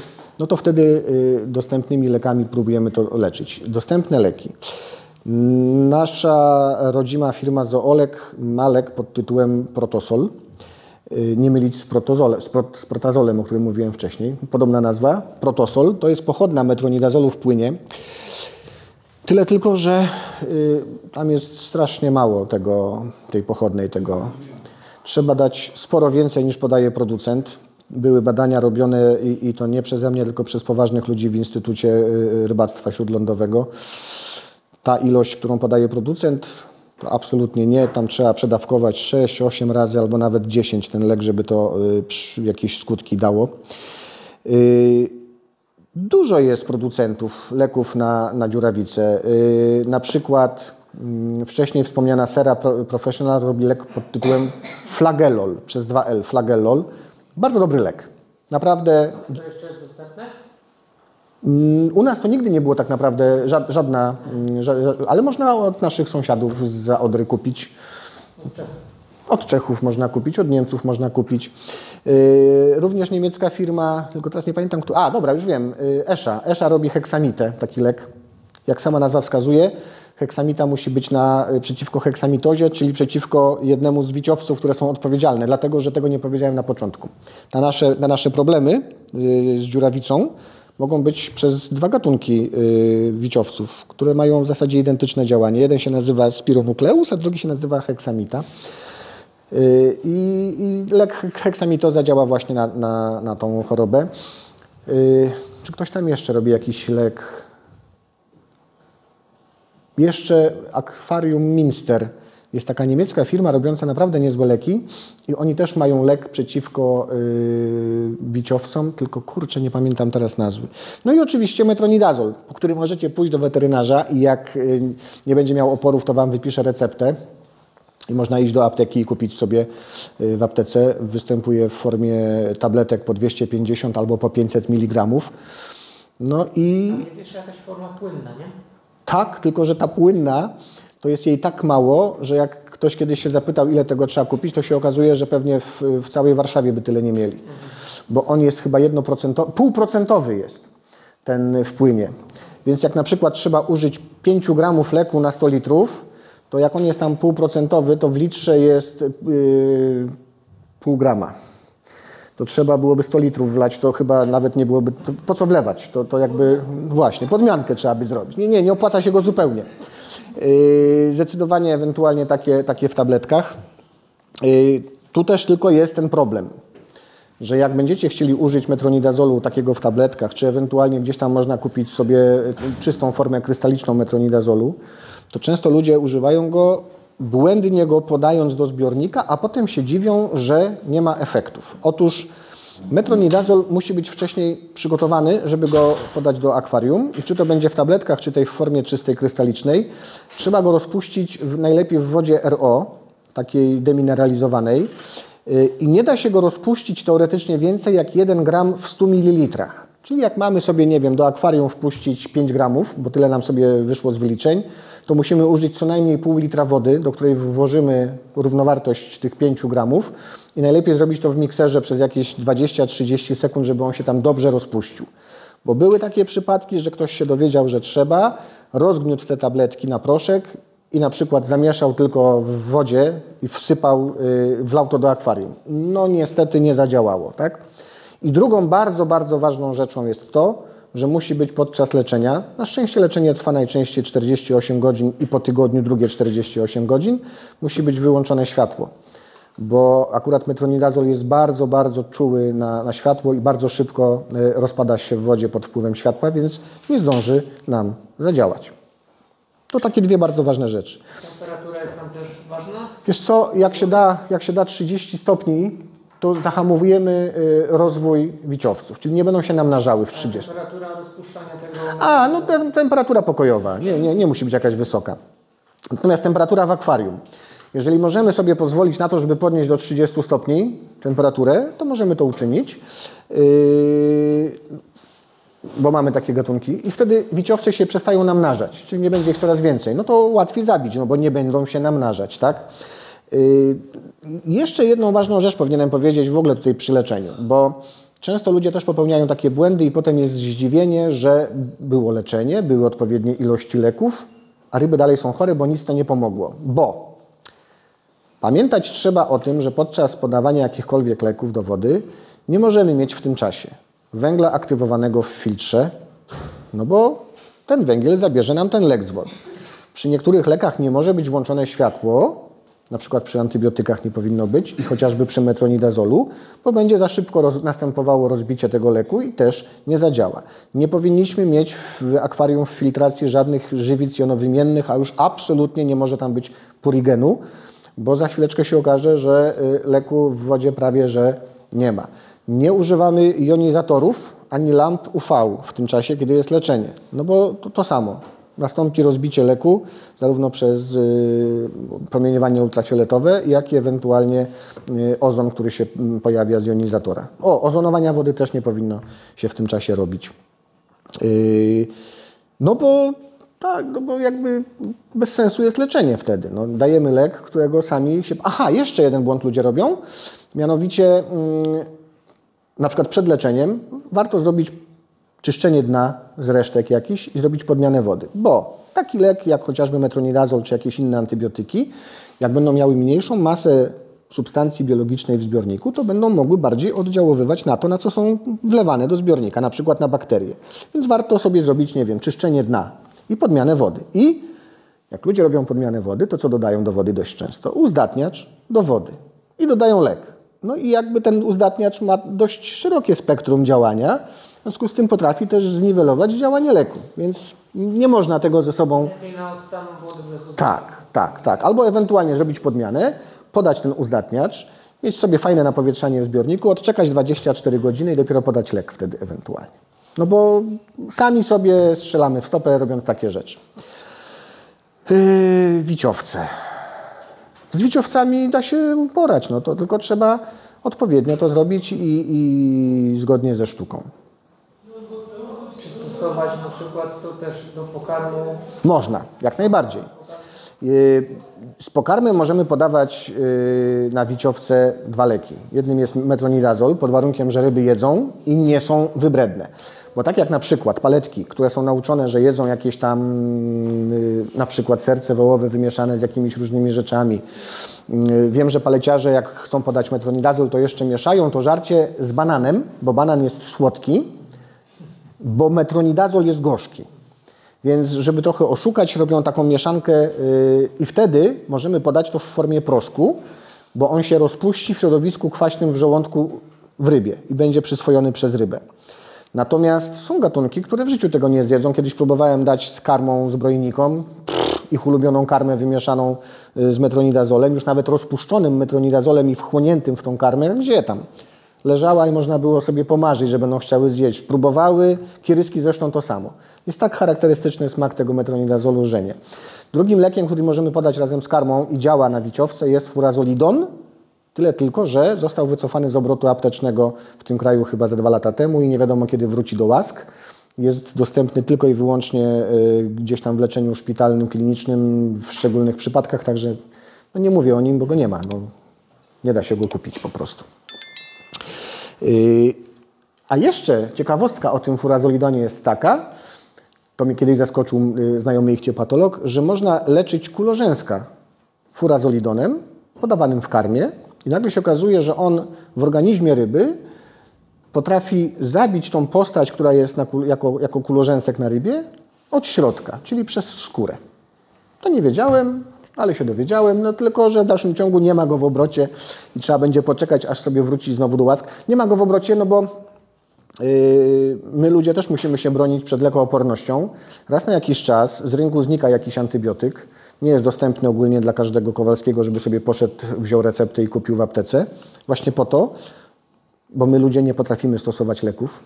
Niestety tak mamy. Jak lekarz mówi, trzeba przyjmować lek 7 dni, a my się 4. dnia już dobrze czujemy, to po co mi ten lek, nie? I tak my sami tworzymy szczepy bakterii lekoopornych, więc żeby nie było ich jakoś tak strasznie dużo na wiele leków, to się pewne leki wycofuje raz na jakiś czas. On pewnie wróci, ten furazolidon, za 10 lat z powrotem na rynek, bo znikną szczepy bakterii odporne na niego, będzie można znowu go używać. Podobnie zresztą, tak jaką ciekawostkę Wam powiem, na przykład w Instytucie Ryb Śródlądowych, gdzie często mają do czynienia z różnymi chorobami ryb, mają też taką zasadę, że mają, nazwijmy to pod kluczem, zamknięte pewne leki, których się nie używa. Chyba że już absolutnie nic innego nie pomogło i dostają zgodę od dyrekcji, że w tym konkretnym przypadku, bo jakby gra jest warta świeczki, tak? Że na przykład gdzieś w jakiejś wylęgarni jest problem i nie wiem, narybek za 5 milionów złotych pójdzie w kubeł, trzeba coś z tym zrobić, no to wtedy ewentualnie sięgają pod nadzorem, sami jadą wtedy ratować takie ryby z danym lekiem, żeby mieć pewność, że zostanie porządnie użyty, odpowiednio długo, w odpowiednich ilościach, że nie nastąpi złe leczenie, które spowoduje, że ten szczep bakterii, który tam odpowiada za niszczenie tego wszystkiego, przeżyje i jeszcze nabędzie lekooporności na ten lek. Jakby bronią się w ten sposób właśnie, żeby nie doprowadzić do tego, że nagle przyjdzie taki moment, kiedy rozłożą ręce i powiedzą, nie mamy czym leczyć niczego na rynku, tak? Mamy chore karpie, mamy chore pstrągi, mamy chore jesiotry i gówno, nie mamy czym tego wyleczyć, bo było używane przez wszystkich jak leci, bez pomyślunku i skończyło się. Także też robią takie rzeczy, żeby nie udostępniać pewnych leków, nie używać ich w hodowlach komercyjnych przez jakiś czas, żeby było czym leczyć. Wracamy dalej. Otwórz się, sezamie. No pięknie. Zagadałem się i się Próbowałeś ten lek podać zbrojnikom, też mieszałeś z bananem, czy nie? Nie mieszałem go z bananem. Dawałem im go z ulubioną karmą. To były zbrojniki mięsożerne. To była karma EBO, za którą szaleją i przestały szaleć. Znaczy wtedy, bo później jak już dostawały to znowu szalały, tak, jak najbardziej. Zresztą na tym przykładzie też powiem o tym, że można sobie zaszkodzić, bo są pewne karmy, które są wysokoenergetyczne, z dużą zawartością białka i tłuszczu. Ryby uwielbiają takie karmy, no bo zwierzęta też wyczuwają, że to jest coś, co przyniesie im sporo korzyści i rzucają się na to jak głupie. Ryba nie ma zahamowań, tak? To tak jak my, jak wpadniemy tam, nie wiem, do cukierni, pani pozwoli to i tamto jeszcze, tak? I 4 zestawy w McDonaldzie.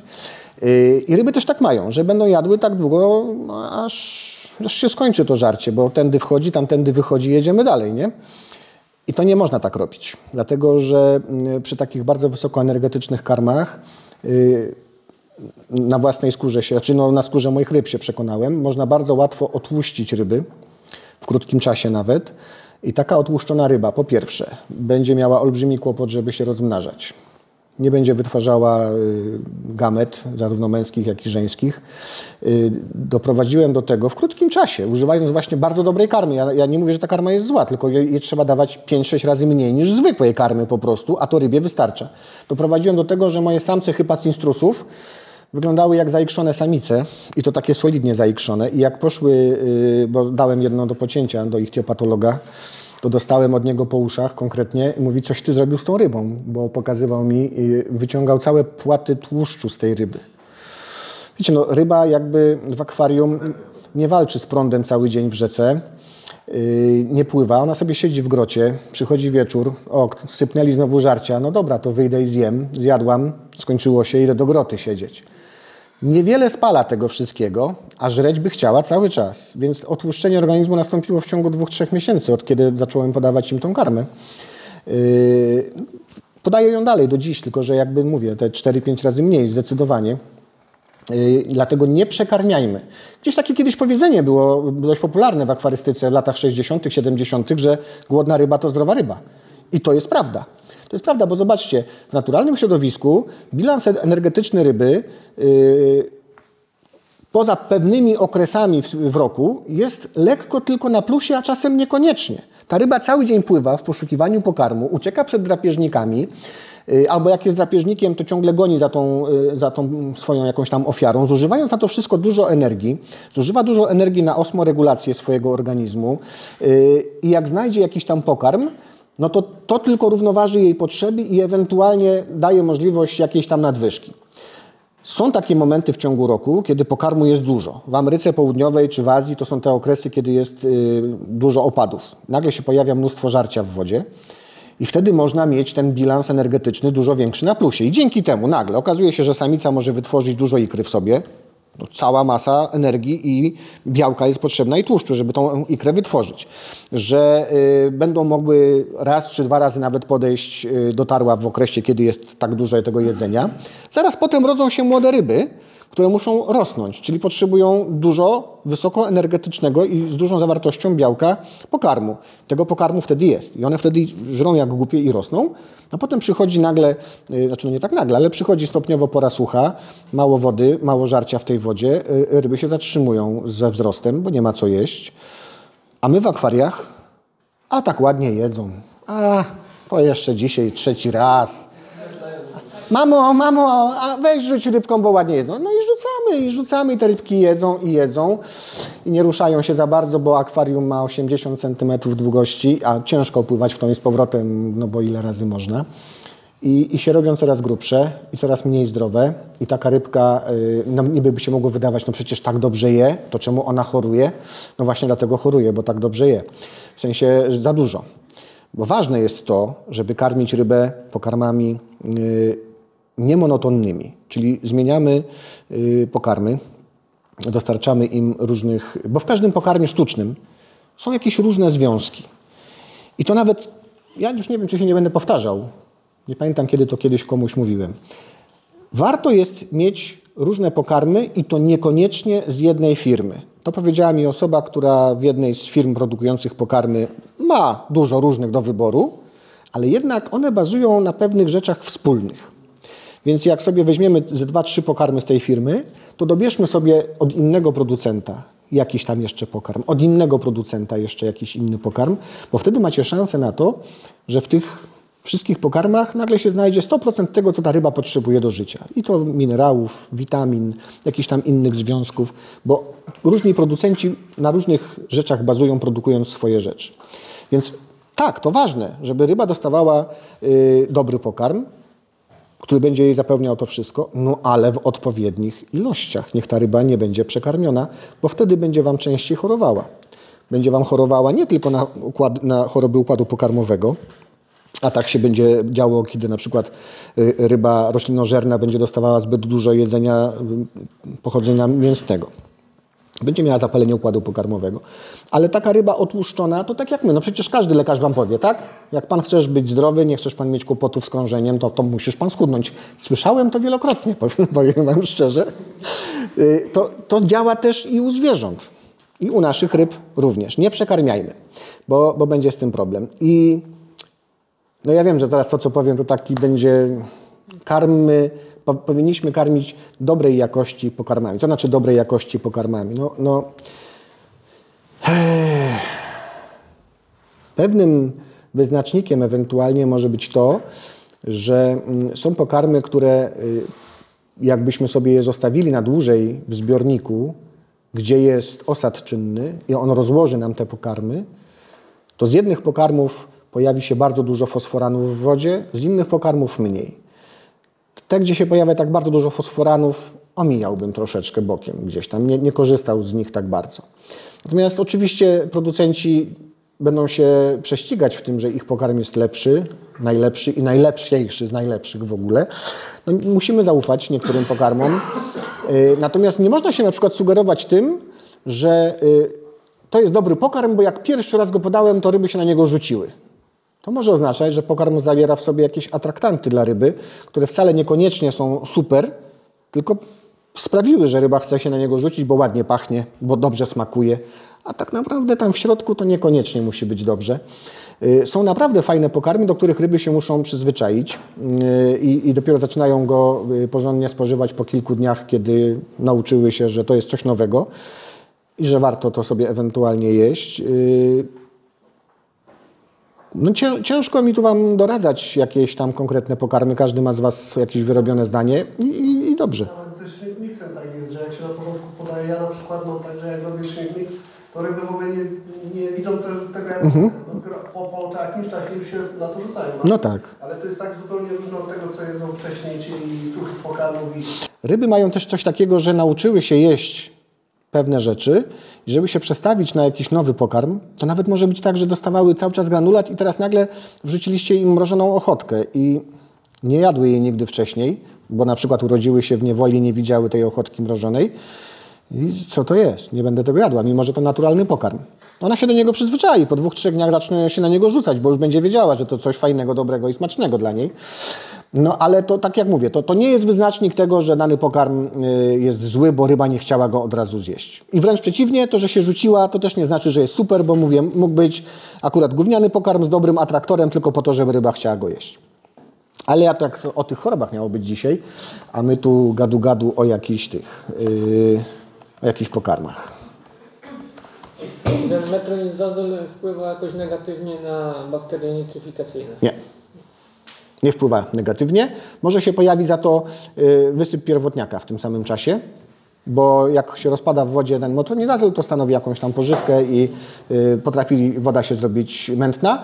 Dlatego czasami, na przykład Sieniawski, tam mieliście dzisiaj gdzieś książkę Sieniawskiego, zaleca, żeby podczas podawania metronidazolu dać do wody sól w ilości 1-2 gramów na litr, żeby się właśnie w razie czego nie pojawił problem z pierwotniakami. O!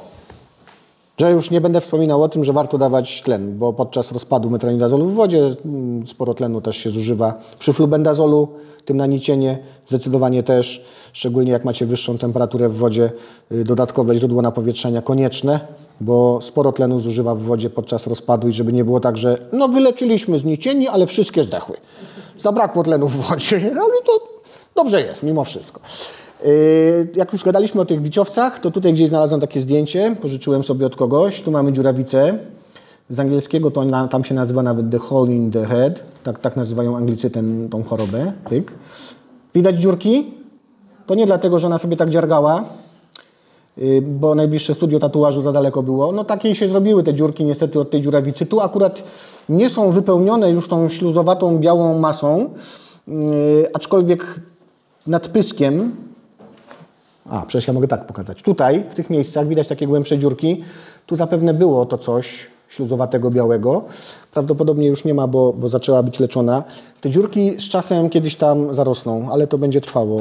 To nie będzie tak, że wyleczyliśmy z wiciowca, już za przeproszeniem sra normalnie, to czemu ma te dziurki? No będzie miała, może mieć je nawet jeszcze i z rok, zanim się jej zasklepią, a ślady po nich mogą zostać do końca życia. Tak jak na przykład, chyba widać, że ona była leczona już wcześniej, bo tu są takie ślady, gdzie już pigment wrócił z powrotem, czyli to już jest zarośnięte po poprzedniej chorobie. I tak sobie zostało. No taka na dzielni w każdym razie będzie miała szacun, bo widać, że nie pierwszy raz walczyła z czymś, tak? Weteran, tak. Czy jest możliwe, że ona po jakimś czasie będzie żyła, że tak powiem, w symbiozie z tymi wiciowcami? Z powrotem. Ona będzie miała dziury, ale nie padnie. Jeżeli nie będziemy leczyć? Nie, to jak ma dziury i nie będziemy leczyć, to możesz już list pożegnalny pisać. Miałem takie potworki w pracy i żyły, potem im trochę pomogłem już. No. Ale one tam żyły, ja tam byłem, to one tam miały wzrok. I nie były leczone? Nie. One, powiem Ci, że one nie miały połowy głowy. Jak spora część ludzi w tym kraju. No, tak, w domu to były takie, że tak powiem, zombiki. No, ja Aha. wiem, że ta ryba w ogóle... Że jeszcze żyje. No to świadczy... Ma nagłańskie akurat i jakieś płaskoboki. Okej. Ale one jak miały oczodoły, to za oczodołami normalnie miały... Nic nie miały, nie? Świadczy to o tym, że chęć do życia w rybie jest olbrzymia. Może się... Nie wiem, może one kiedyś były leczone wcześniej, nie? Dobra, to inaczej zapytam. A z tych ran ciekło to białe? Czy... nie. No to może po prostu im zostało i nie odrosło, że kiedyś miały dziurawice. Ale im to się nie zasklepiało. A odchody? Nie pamiętasz. Nie pamiętam. Nie pamiętasz. No bo jeżeli miały normalne odchody, to znaczy, że dziurawica kiedyś była zaawansowana bardzo Jeszcze mogły nie mieć żurawicy. Mogły mieć w tym miejscu wrzodzienice, ale to aż nie chce mi się wierzyć, żeby aż takie wrzery się porobiły w czaszce. Na pewno do tej wody było lane dużo. No okej. Tam można było klisze z aparatu wywoływać w tym akwarium. Podejrzewam, że świeciły. Okej, dobra. Ale wiesz co, zaraz właśnie, to wrócimy. Pokażę teraz wrzodienicę i pokażę, co mogło być ewentualnie, bo na jednej z ryb tutaj na zdjęciu będę miał zdjęcie zbrojnika z wrzodienicą. I po takiej wrzodzienicy, bądź bardziej jakieś takie mało ostre to zdjęcie, zmniejszę troszkę. Widać? Widać. To jest typowa wrzodienica i ona mogłaby być jeszcze głębiej przez bakterię zżarta, aż do kości. I po wyleczeniu tej ryby, bo da się to wyleczyć, też by zostały takie miejsca na głowie z mocnymi wżerami, które będą bardzo długo, wiele lat potrzeba, żeby to, albo nawet nigdy już się nie odrodzi tak, jak być powinno. Więc nie wiemy, czy te managuańskie to one miały to takie po dziurawicy, czy po wrzodzienicy ewentualnie, a może ktoś kiedyś próbował ją tam młotkiem i wiesz, też nie wiadomo, tak? Tam u was w robocie to nie wiadomo. No, wrzodzienice. Ja pokażę inne zdjęcie wrzodzienicy za chwileczkę, czyli to. Dlaczego pokażę to zdjęcie? Bo już kiedyś tam wspominałem, o Jezu, koczko, co ty robisz? Już kiedyś wspominałem na ten temat, że jak się pojawia gdzieś zdjęcie chorej ryby, takie jak tu na zdjęciu, to wszyscy twierdzą, że poparzyła się od grzałki.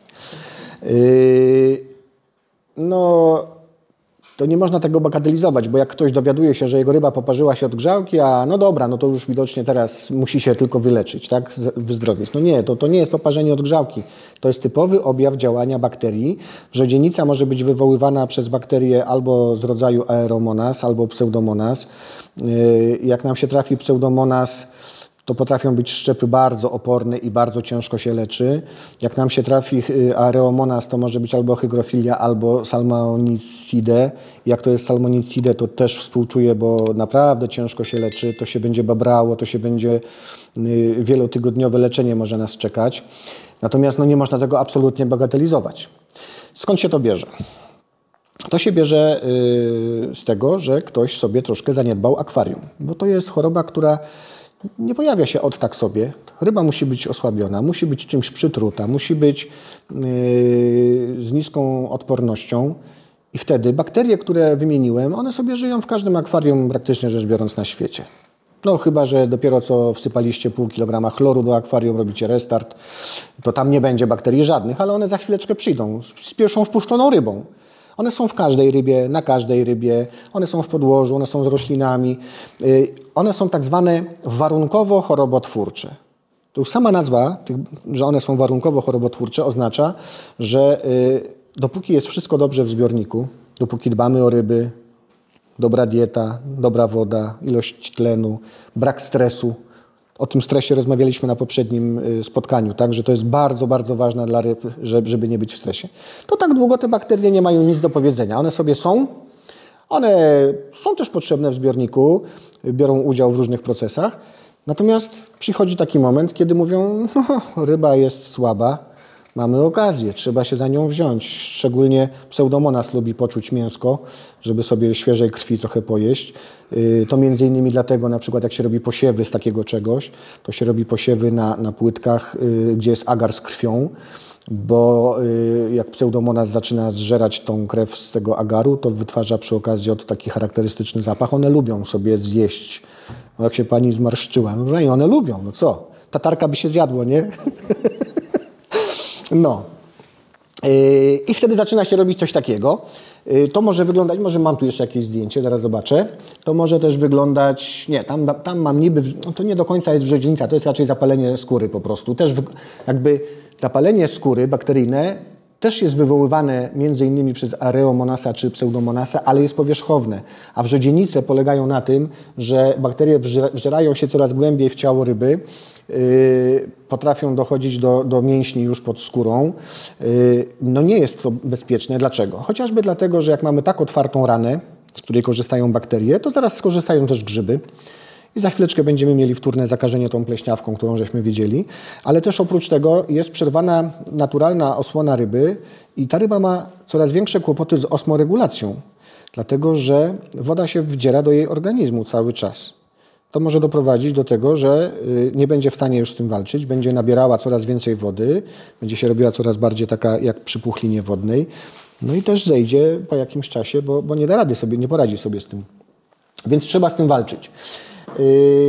Na początek oczywiście warto sięgnąć na początek to trzeba poprawić warunki bytowania takiej ryby w akwarium. Bo co z tego, że my podamy leki? Jak podamy leki do tego akwarium, to te leki zazwyczaj też są bakteriobójcze. W związku z tym nadszarpnie nam solidnie proces cyklu azotowego się i zaraz się jeszcze bardziej pogorszą warunki i zaraz się okaże, że nie ta jedna ryba, tylko wszystkie w akwarium zaczynają chorować. Więc w pierwszej kolejności, jak mamy gdzieś wrzodzienicę na rybach, czy jakąś inną chorobę bakteryjną, to poprawiamy warunki bytowania, czyli robimy solidną podmianę 1, 2 albo 3 nawet pod rząd. Znaczy no nie, że co pół godziny. Na przykład rano robimy jedną podmiankę ze 40%, wieczorem drugą, drugiego dnia rano jeszcze trzecią podmianę, po to, żeby poprawić warunki fizykochemiczne wody. Sprawdzamy, jaką mamy temperaturę, bo może się okazać, że jest za niska albo za wysoka. Raczej za wysoka, bo bakterie się dobrze rozmnażają w wysokiej temperaturze.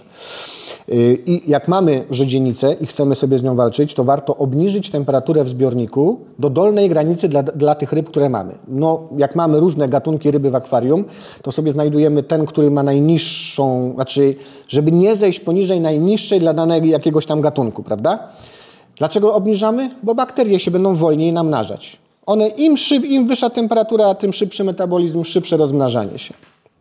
Także obniżamy temperaturę i podajemy leki. Najlepiej zacząć od leków, które mają największą szansę zadziałać, czyli wszystkie leki oparte na tak zwanych barwnikach. Dostępna w każdym zoologicznym, bo aż mi się nie chce wierzyć, że nie będzie dostępna akryflawina, bądź zwana inaczej trypaflawiną. To takie coś, że jak wlejemy do zbiornika, to się taka ładna seledynowo-zielona woda robi, prawda? Aż się chce wlewać. To jest... I używamy tego zgodnie z rozpiską na leku, dlatego że producentów jest, nie wiem, 5, 6, 8 czy 10 i oni decydują o tym, ile użyli środka czynnego, czyli tej akryflawiny w tym leku i oni będą wiedzieli, czy wolno użyć mililitr na 100 litrów, czy 20 ml, bo wiedzą, ile go użyli. Więc to, że żeśmy na jednym leku przeczytali, że wolno wlać 10 ml na 100 litrów, to nie znaczy, że jak kupimy innej firmy, to lejemy tyle samo. Nie, tu trzeba zawsze przeczytać, ile producent każe tego użyć. Inne leki, które są dostępne na rynku przeciwko bakteriom, tu bym polecał naprawdę lek, który się nazywa ESHA 2000. Tam w środku jest sporo różnych barwników, w związku z tym, jak kiedyś pokazałem skład tego leku Państwu Kozuniom, to pani Barbara Kozuń, która jest specjalistką od chorób bakteryjnych i od bakterii w ogóle w środowisku wodnym, jak przeczytała, to powiedziała: o matko, ktoś wymyślił naprawdę niesamowite spektrum tego leku, bo tam jest bardzo dużo różnych barwników, tam oprócz małej ilości akryflawiny, tam jest oranż, tam jest gencjana, czyli fiolet, tam jest też rywanol, jeszcze ze 2 barwniki jakieś tam są, już nie pamiętam w tej chwili dokładnie, jest chyba 7 czy 8 składników w tym leku, więc spektrum działania jest naprawdę duże i warto korzystać.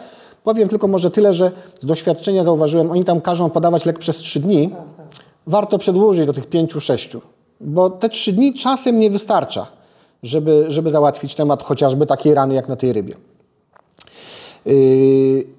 Trypaflawina, ESHA 2000, no, można oczywiście korzystać ze starej dobrej szkoły. Dajemy sól i nadmanganian potasu. Tego nadmanganianu potasu trzeba byłoby dać w kąpieli, tu Antychowicz na przykład zaleca nawet, to jest dużo już, nawet 1 gram nadmanganianu potasu na 100 litrów w kąpieli 9-10 godzinnej.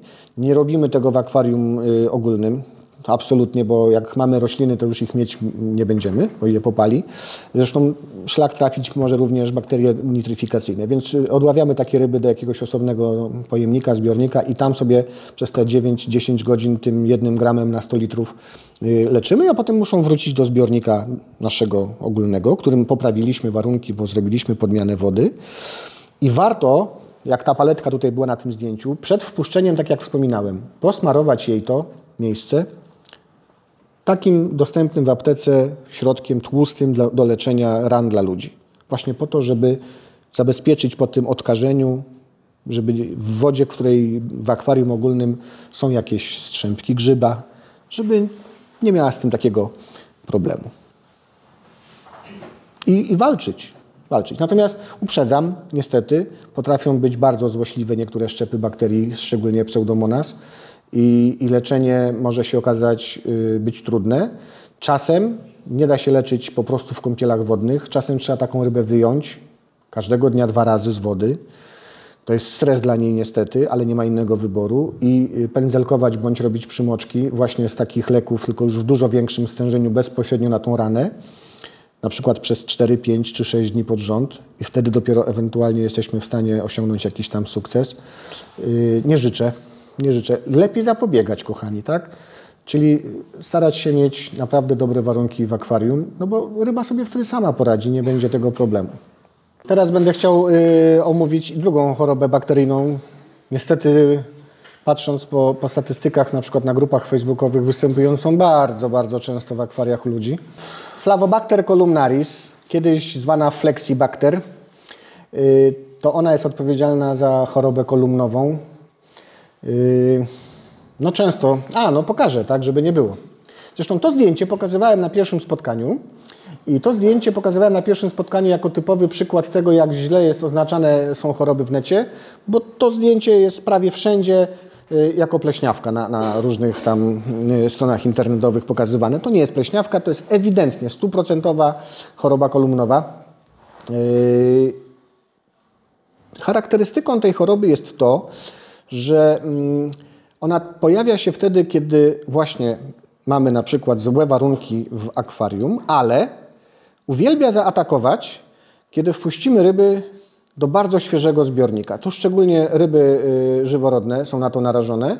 Jak mamy akwarium, gdzie mamy na przykład wodę 2 dni temu wlaną, jeszcze bąbelki na szybach gdzieś tam się pojawiają cały czas po tym wlaniu i wpuścimy tam ryby, które mają gdzieś tam, noszą ze sobą te bakterie, to z dużą dozą prawdopodobieństwa za chwileczkę będziemy musieli walczyć z chorobą na rybach, bo one uwielbiają takie drastyczne zmiany środowiskowe. Coś się wydarzyło, to może się okazać, że ryba będzie w związku z tym miała kłopot ze sobą, to korzystamy z okazji. One tak działają. Jak są jakieś gwałtowne zmiany, na przykład przestała działać grzałka i gwałtownie w ciągu nocy spadła nam temperatura w akwarium o kilka stopni, to już możemy się spodziewać, że jak mamy problem w akwarium z tą bakterią, to się zaraz na rybie pojawi.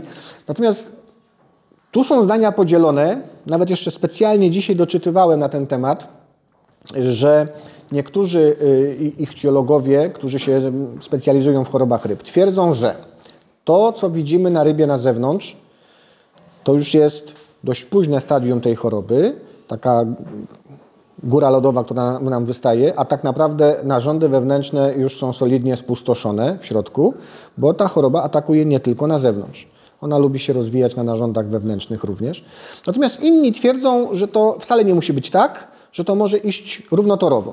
Że i na zewnątrz się coś dzieje i w tym samym czasie zaczyna się rozwijać wewnątrz ryby, że to nie jest tak, że to już jest ostatnie stadium. Także nie wiemy. Musimy zaufać, że jeden z nich ma rację, a który to nie wiadomo i tak trzeba leczyć. Tu mamy na przykład zbrojnika Ancistrusa, trochę zmniejsze, na którym, trochę zmniejsza, tu, słuchajcie, powiem Wam tak, nie radzę sobie z obsługą tego sprzętu, mimo że to mój komputer. Tu wszędzie to, co widać między płytkami, bo to nie są łuski, bo to jest zbrojnik, więc to nie są łuski, tylko płytki, to wszędzie tutaj charakterystyka tej choroby właśnie. Jak się widziało kilkadziesiąt ryb zarażonych flexibakteriozą, to tak naprawdę potem to już widać, że to nie jest pleśniawka na pewno, że to nie jest żadna inna choroba. To jest takie bardzo charakterystyczne. To wygląda tak trochę najczęściej, jak są takie, nie śmiejcie się, jak są takie dojrzewające kiełbasy, jakieś francuskie czy włoskie i są takie omszałe, prawda, jakieś salami tego typu, czy jakieś... To tak wygląda bardzo często ta choroba na rybie. Takie białe między łuskami, takie troszkę jak biały aksamit. Pleśniawka jest znacznie wyższa i taka bardziej puszysta, to nie. Zawlec tą bakterię do akwarium możemy sobie z rośliną. ze sklepu. Możemy sobie z innego akwarium siatką albo mokrą ręką, bo jak mamy w jednym akwarium gdzieś tą chorobę, jeszcze się nie ujawniła, bo ryby są w miarę odporne, możemy ją przenieść do innego, mówię, mokrą ręką nawet. Wystarczy parę kropli wody, bo ta bakteria jest w kroplach wody również. Możemy ją sobie z mrożonym żarciem przynieść do zbiornika. I dopóki mamy ten dobrostan, dopóki ryby są w super warunkach, to jakoś tam sobie będą radzić. Natomiast wystarczy, że gdzieś tam potkniemy się, nie zrobimy podmianki w tym tygodniu, bo nam się nie chciało i nam skoczyły parametry i już możemy się obudzić z czymś takim następnego dnia. No może nie z tym aż takim, jak na tej rybie widać, bo tu potrzeba było paru dni, żeby ta choroba się tak rozwinęła. No ale będziemy widzieć. Bardzo charakterystycznym miejscem występowania tej choroby u ryb żyworodnych, szczególnie mieczyków i molinezji, jest otwór gębowy. Często się widuje zdjęcia mieczyków, które mają takie białe usta. Ona od tego miejsca zaczyna. Bardzo lubi w tym miejscu u żyworódek. Jak się tego nie będzie leczyć, ona będzie zjadała po kolei cały otwór gębowy. Można doprowadzić do tego, że ryba nie będzie kiedyś już w stanie przyjmować pokarmu, bo jej to wszystko no wcześniej zdechnie zapewne. Tak. Jeszcze tu jakieś zdjęcie miałem tej fleksji gdzieś. Na neonku. Neonki też potrafią być zaatakowane przez fleksji. Tutaj widać w tym miejscu. Znowu taki dość charakterystyczny wygląd. Zresztą ten neonek też, tylko tu jest nieostre zdjęcie za bardzo. Co jest nazywane chorobą? Nie. To nie. To akurat jest naprawdę tylko i wyłącznie fleksibakterioza. Jakie są, bo na zbrojniku widać było, prawda? Takie dużo tego białego. Na niektórych rybach, na przykład skąsaczowatych, charakterystycznym dość objawem będzie tak zwane odcięcie kolorów. Można będzie zobaczyć rybę, nie będzie widać jeszcze tego białego nalotu i na przykład do połowy ciała będzie zwykły neonek, a potem jakby tak ktoś równiutko nożem obciął, dalej ryba będzie już szara. Jeszcze nie będzie miała tego białego na sobie. To są typowe objawy fleksji, takie równe odcięcie kolorów. Może być w pionie, może być lekko po skosie, ale takie równiutkie odcięcie będzie w którymś miejscu. Do tego miejsca przywędrowały już bakterie, ryba już nie pokazuje swojego koloru, jeszcze nie widać tego nalotu takiego, ale już powinniśmy zacząć działać. Problem polega na tym, że tu nie za wiele wskóramy temperaturą. Ona się rozwija, ma zakres temperatur, ta bakteria między 5 a 30 stopni Celsjusza, więc co byśmy nie kombinowali, w 32 dalej będzie żyła. Te 5-30 to jest taki dobry dla niej przedział temperatur, więc jest bardzo elastyczna. Leczyć musimy po prostu medykamentami. Na szczęście podobnymi jak w przypadku wrzodzienicy, czyli też walczyć będziemy w najlepszym przypadku różnymi barwnikami. Tu w przerwie padło pytanie, czy będę mówić o antybiotykach. Powiem tak. Nie powiem publicznie, jak i czym leczyć, bo nie chciałbym, żeby później był ten problem, że jak ktoś obejrzy film u Tyrilla na kanale, dowie się, że można jakieś antybiotyki stosować i będzie je stosować źle. I pojawi się, i to będzie takie samo napędzające się koło, że to się dzieje cały czas tak czy siak, ale ja nie chcę do tego dokładać ręki. Ludzie leczą antybiotykami, bo gdzieś są przepisy. Sam takie przepisy również udostępniałem.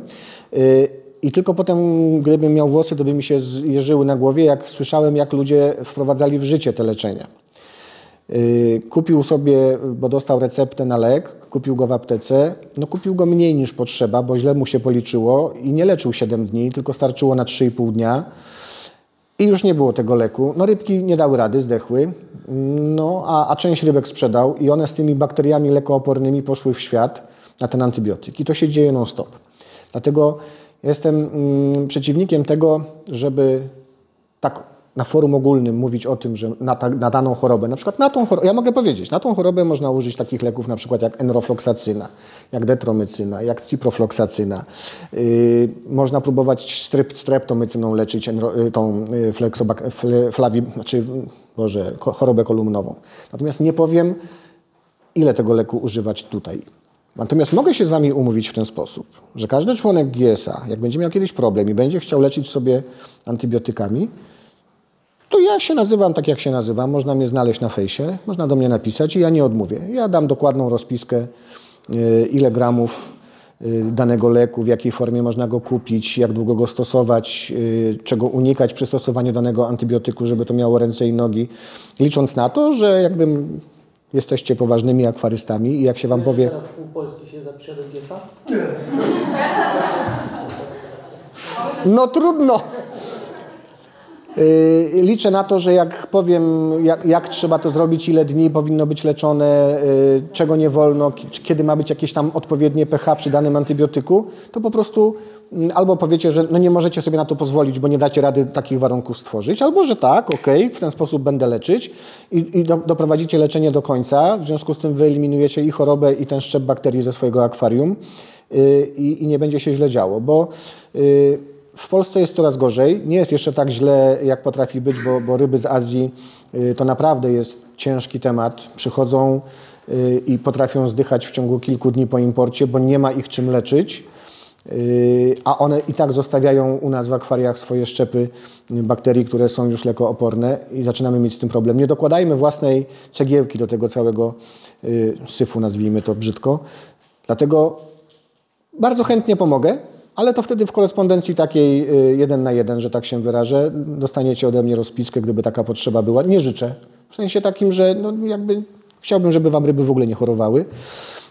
Czasem też jest tak, że ktoś może będzie chciał leczyć ryby antybiotykiem, ale dostępność danego antybiotyku jest ograniczona i zanim byście go zdobyli od weterynarza receptę, czy w ogóle ten lek, to jednak warto leczyć konwencjonalnymi metodami, bo daje się taką chorobę kolumnową też można leczyć lekami dostępnymi w sklepie zoologicznym, a na początku nawet nadmanganianem potasu i solą. To nie jest jakaś straszna bakteria, która rzuca się do gardła i zabija, tylko da się ją też pokonać tradycyjnymi środkami.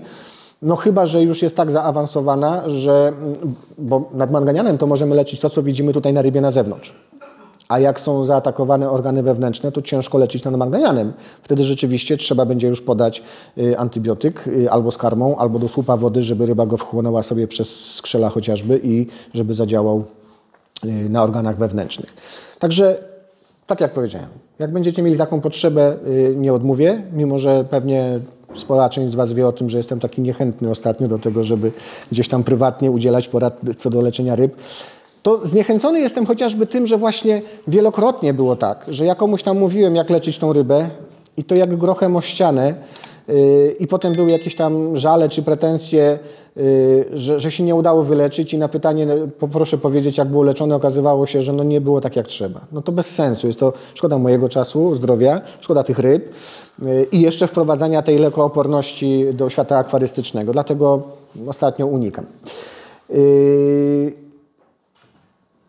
Da się leczyć bez problemu, też mówię, tymi lekami, które można pójść na sklepowej półce w akwarystycznym kupić, czyli jakaś akryflawina, trypaflawina, nadmanganian potasu, sól. Wszystko jest też w dobrych książkach, warto sobie. Naprawdę, słuchajcie, a propos, właśnie, książka. To się da kupić gdzieś tam używane za jakieś nieduże pieniądze. To jest pan profesor Antychowicz, świętej pamięci niestety już. Czy ta książka, czy gdzieś tam leży jeszcze druga, nowsza wersja? Chyba w tej drugiej kupce gdzieś tam będzie leżała. Tak, jakbyś mógł też panom pokazać ludziom. Naprawdę lepiej mieć i niech sobie leży na półce i nigdy nie będzie wam potrzebna, choć jak już macie ją, to warto ją przeczytać, przekartkować nawet chociażby, bo się można dowiedzieć bardzo, bardzo wielu rzeczy z tej książki. Nawet o tym, jak dbać o środowisko życia naszej ryby, żeby uniknąć bardzo wielu problemów, bo są choroby odśrodowiskowe, na przykład choroby zasadowa, kwasowa czy gazowa. Gazowa bardzo rzadko spotykana, ciężko ją nawet wykonać w warunkach akwariowych, ale jest coś takiego. O tym, jak się pojawiają problemy właśnie związane z tym, że jest ryba nieodpowiednio karmiona i dlaczego jakieś tam się problemy. Tu w tej książce jest też napisane, jak zadbać o nasze ryby, o środowisko, w którym żyją, żeby nie pisać potem do łysego, ty powiedz, jaki antybiotyk to ma być. No bo lepiej jednak zapobiegać, niż się potem męczyć i stresować i siebie, i rybę tym, że jest chora. Co jeszcze tam? Jeszcze jedną chorobę jakąś miałem omówić, prawda? Oodinozę. Oodinozę. Gdzie mam okulary? O, mam. Oodinoza. Tu mam 2 zdjęcia przykładowe i takie całkiem spoko są. Oodinoza. Czyli choroba welwetowa. Czyli choroba aksamitna, bo różnie ją nazywają. No ostatnio chyba rzadziej spotykana, bo jakoś nieczęsto ją widuję z pytaniem na grupach. Pamiętam, że kiedyś jakby więcej jej chyba było. Wywoływana jest przez bruzdnice, to takie glony. O, mamy chorobę wywołaną przez glony. Charakterystyczny wygląd to, jak sobie spojrzymy na rybę, która jest chora na tą odinozę pod światełko, to ona sobie będzie tak błyszczała, jakby była posypana na Sylwestra brokatem takim złotym. Naprawdę. Pod odpowiednim kątem, jak sobie na nią spojrzymy, to wszystko, co tu na niej widać, taki złoty pyłek, to będzie się aż świecił. Potrafi atakować też skrzela ryby. Jednym z objawów będzie to, że jeśli jeszcze nawet nie widzimy na rybie, ryba będzie mimo dobrego napowietrzenia w akwarium stała gdzieś przy powierzchni i mocno dyszała, to już daje nam do myślenia. No bo albo ma przywry skrzelowe, ale to musiała mieć ich naprawdę mega dużo, żeby aż tak dyszeć. Albo coś jest nie tak ze związkami azotu w wodzie, jak ryba dyszy. Może być też strasznie dużo fosforanów PO4. To jest kolejny powód, kiedy ryba dyszy, mimo że jest dobre napowietrzanie, tak? To jest ważna rzecz, no bo dyszeć to będzie, jak w akwarium nie działa filtr, nie ma bąbelków i to nie jest bojownik. To będzie sobie też dyszała. A jednym z powodów, dla którego może dyszeć, mimo że wszystkie inne parametry są dobre, to to, że ma zaatakowane skrzela przez oodinozę. Leczy się dość prosto, bo wystarczy albo FMC. Czasami nie można podawać FMC, bo niektóre ryby są wrażliwe na jeden ze składników, który jest w FMC, no to wtedy błękit metylenowy można użyć, zieleni malachitowej, podobnie jak przy kulorzęsku da się to leczyć. Tylko trzeba wiedzieć, że to jest to. Więc jakby to, że nasza rybka jest złota, to nie dlatego, że jest taka śliczna, tylko dlatego, że akurat nam zachorowała na odinozę. Tu jeszcze mam drugie zdjęcie też tej choroby. O, tu nawet tak widać, że tak się troszeczkę świeci na złoto, co? Niestety sporo ludzi, widząc to zdjęcie, mówi, że to ospa. No taka jest prawda, że i szczęście w nieszczęściu jest takie, że można ją leczyć tymi samymi lekami. Czy to będzie odinoza, czy kulorzęsek, to damy radę sobie. Teraz mi się przypomniało, że o jednej ważnej rzeczy przy kulorzęsku nie wspomniałem. No to zrobię to teraz. Tam często pojawia się też taka rada przy kulorzęsku, żeby leczyć temperaturą. I to ma sens, ale często pojawia się tak, żeby podnieść temperaturę do 30 stopni i już nic nie trzeba robić. I to jest, nie wiem skąd się ten błąd wziął gdzieś tam, być może gdzieś tak było napisane kiedyś. To nic nie da. To nam zabije rybę bardzo szybko, bo kulorzęsek w 30 stopniach nie ginie jeszcze. On ma wtedy strasznie krótki okres rozrodu. 32, a najlepiej 33 stopnie. To jest dopiero temperatura, w której jesteśmy w stanie zabić kulorzęska temperaturą, tyle tylko, że też możemy zabić sobie ryby. Bo 33 stopnie Celsjusza to są, nie wszystkie gatunki są w stanie wytrzymać w takiej temperaturze. I to tym bardziej, że to trzeba przez ładnych parę godzin, 10-12 godzin co najmniej tą temperaturę utrzymać. Więc czy to będą paletki na przykład, czy skalary, czy zbrojniki typu Hypacinstrus, które uwielbiają 32 stopnie, one bardzo dobrze się czują w takiej temperaturze, więc 33 bądź 34 nie robi na nich wrażenia. No, ale są rybki, które będą z chłodniejszych wód, niekoniecznie akurat z równikowych wód Ameryki Południowej i dla nich 33 stopnie wyleczymy je całkowicie wtedy, tak. Już im nic nie będzie przeszkadzać. Warto też pamiętać o tym, że no jak mamy jakieś krewetki w akwarium, a często ludzie trzymają krewetki razem z rybkami, no to te 33 stopnie to niekoniecznie. I bardzo ważna rzecz, jeśli już chcemy leczyć kulorzęska temperaturą, to 33 stopnie to jest bardzo mała rozpuszczalność tlenu w wodzie. Więc koniecznie, jak nawet nie używacie na co dzień, dokładamy solidny kamień napowietrzający, żeby sobie bąblował w tym czasie, bo możemy przydusić nasze ryby po prostu, co też wcale nie wyjdzie im na zdrowie, bo odbije się czkawką za chwilę w postaci jakiejś innej choroby, bo były przytrute, tak? Bo zabrakło tlenu. Także można leczyć kulorzęska bez chemii, 33 stopnie, tylko pamiętajmy o tym, że nie wszystkie ryby sobie poradzą i że może brakować nam tlenu w wodzie. I kurczę, ludzie tak się nie zastanawiają nad tym, że tego tlenu może brakować i zapominają o tym, że największym konsumentem tego tlenu w wodzie jest nasza cała nitryfikacja. I jak nie będzie tego tlenu w wodzie, to nam zaraz wystrzeli amoniak i zaraz nam pierdyknie rybę tym amoniakiem i w ogóle będziemy mieli kłopoty. Więc gdzieś tam trzeba, nawet tą temperaturą, jak próbujemy leczyć, pamiętać o tym, żeby sobie krzywdy nie zrobić. No, to są wszystko rzeczy bardzo powiązane w środowisku wodnym niestety, a może stety. I takie porady czasami się tam gdzieś trafiają właśnie. podnieść temperaturę wody do 30 stopni, nie dość, że nie pomoże, to nikt nie mówi jeszcze o tym, żeby zwrócić uwagę na przykład na ten tlen chociażby, tak? No. Czy coś jeszcze miałbym Wam dzisiaj powiedzieć? Poza kamerą. Niestety środowisko wodne, w jakim żyją nasze stworzenia, dalekie jest od natury. Jak się popatrzy na filmy z natury gdzieś tam z Azji czy z Ameryki Południowej, jak zobaczycie, ile przypada litrów wody na jedną rybę, to co się dzieje u nas w akwariach, to jest totalne przegęszczenie. Dlatego my naprawdę, akwaryści, musimy starać się bardzo, żeby utrzymać odpowiednie warunki fizykochemiczne w tej naszej wodzie, żeby te ryby nie odczuwały stresu z tego powodu. To solidne wyzwanie jest przed nami. Prędzej czy później czasem ktoś tam nie zauważy, że nie wiem, kamyczek z napowietrzaniem się troszkę przytkał, bo zarósł filmem biologicznym i już tyle bąbelków z niego nie leci. Albo nie wiem, filtr słabiej leci, bo gąbka się przytkała. I takie małe wahnięcia, gdy mamy naprawdę dużą masę biologiczną w akwarium, a małą pojemność akwarium chociażby, to takie małe rzeczy potrafią gwałtownie wpłynąć. Oczywiście im większy zbiornik, im mniej ryb w tym zbiorniku, tym ciężej tą równowagę jest zachwiać, ale i tak da się oczywiście. W malutkich akwariach bardzo prosto jest to zrobić. Ludzie, którzy zaczynają swoją przygodę z akwarystyką i nie daj Panie Boże, w sklepie mu powiedzą, to niech sobie Pan kupi 30-litrową tutaj kosteczkę, to jest najgorsze, co mogą zrobić, bo oni się po pierwsze strasznie szybko zniechęcą, bo tam glon im wyskoczy, za chwileczkę będą mieli jakieś zakwity tej wody od pierwotniaka, ryby będą chorować, zdychać, ciężko utrzymać równowagę biologiczną w tych 30 litrach. Tak naprawdę ktoś z dużym doświadczeniem akwarystycznym to chyba może wziąć sobie za takie mikroakwarium i sobie jakoś tam poradzi.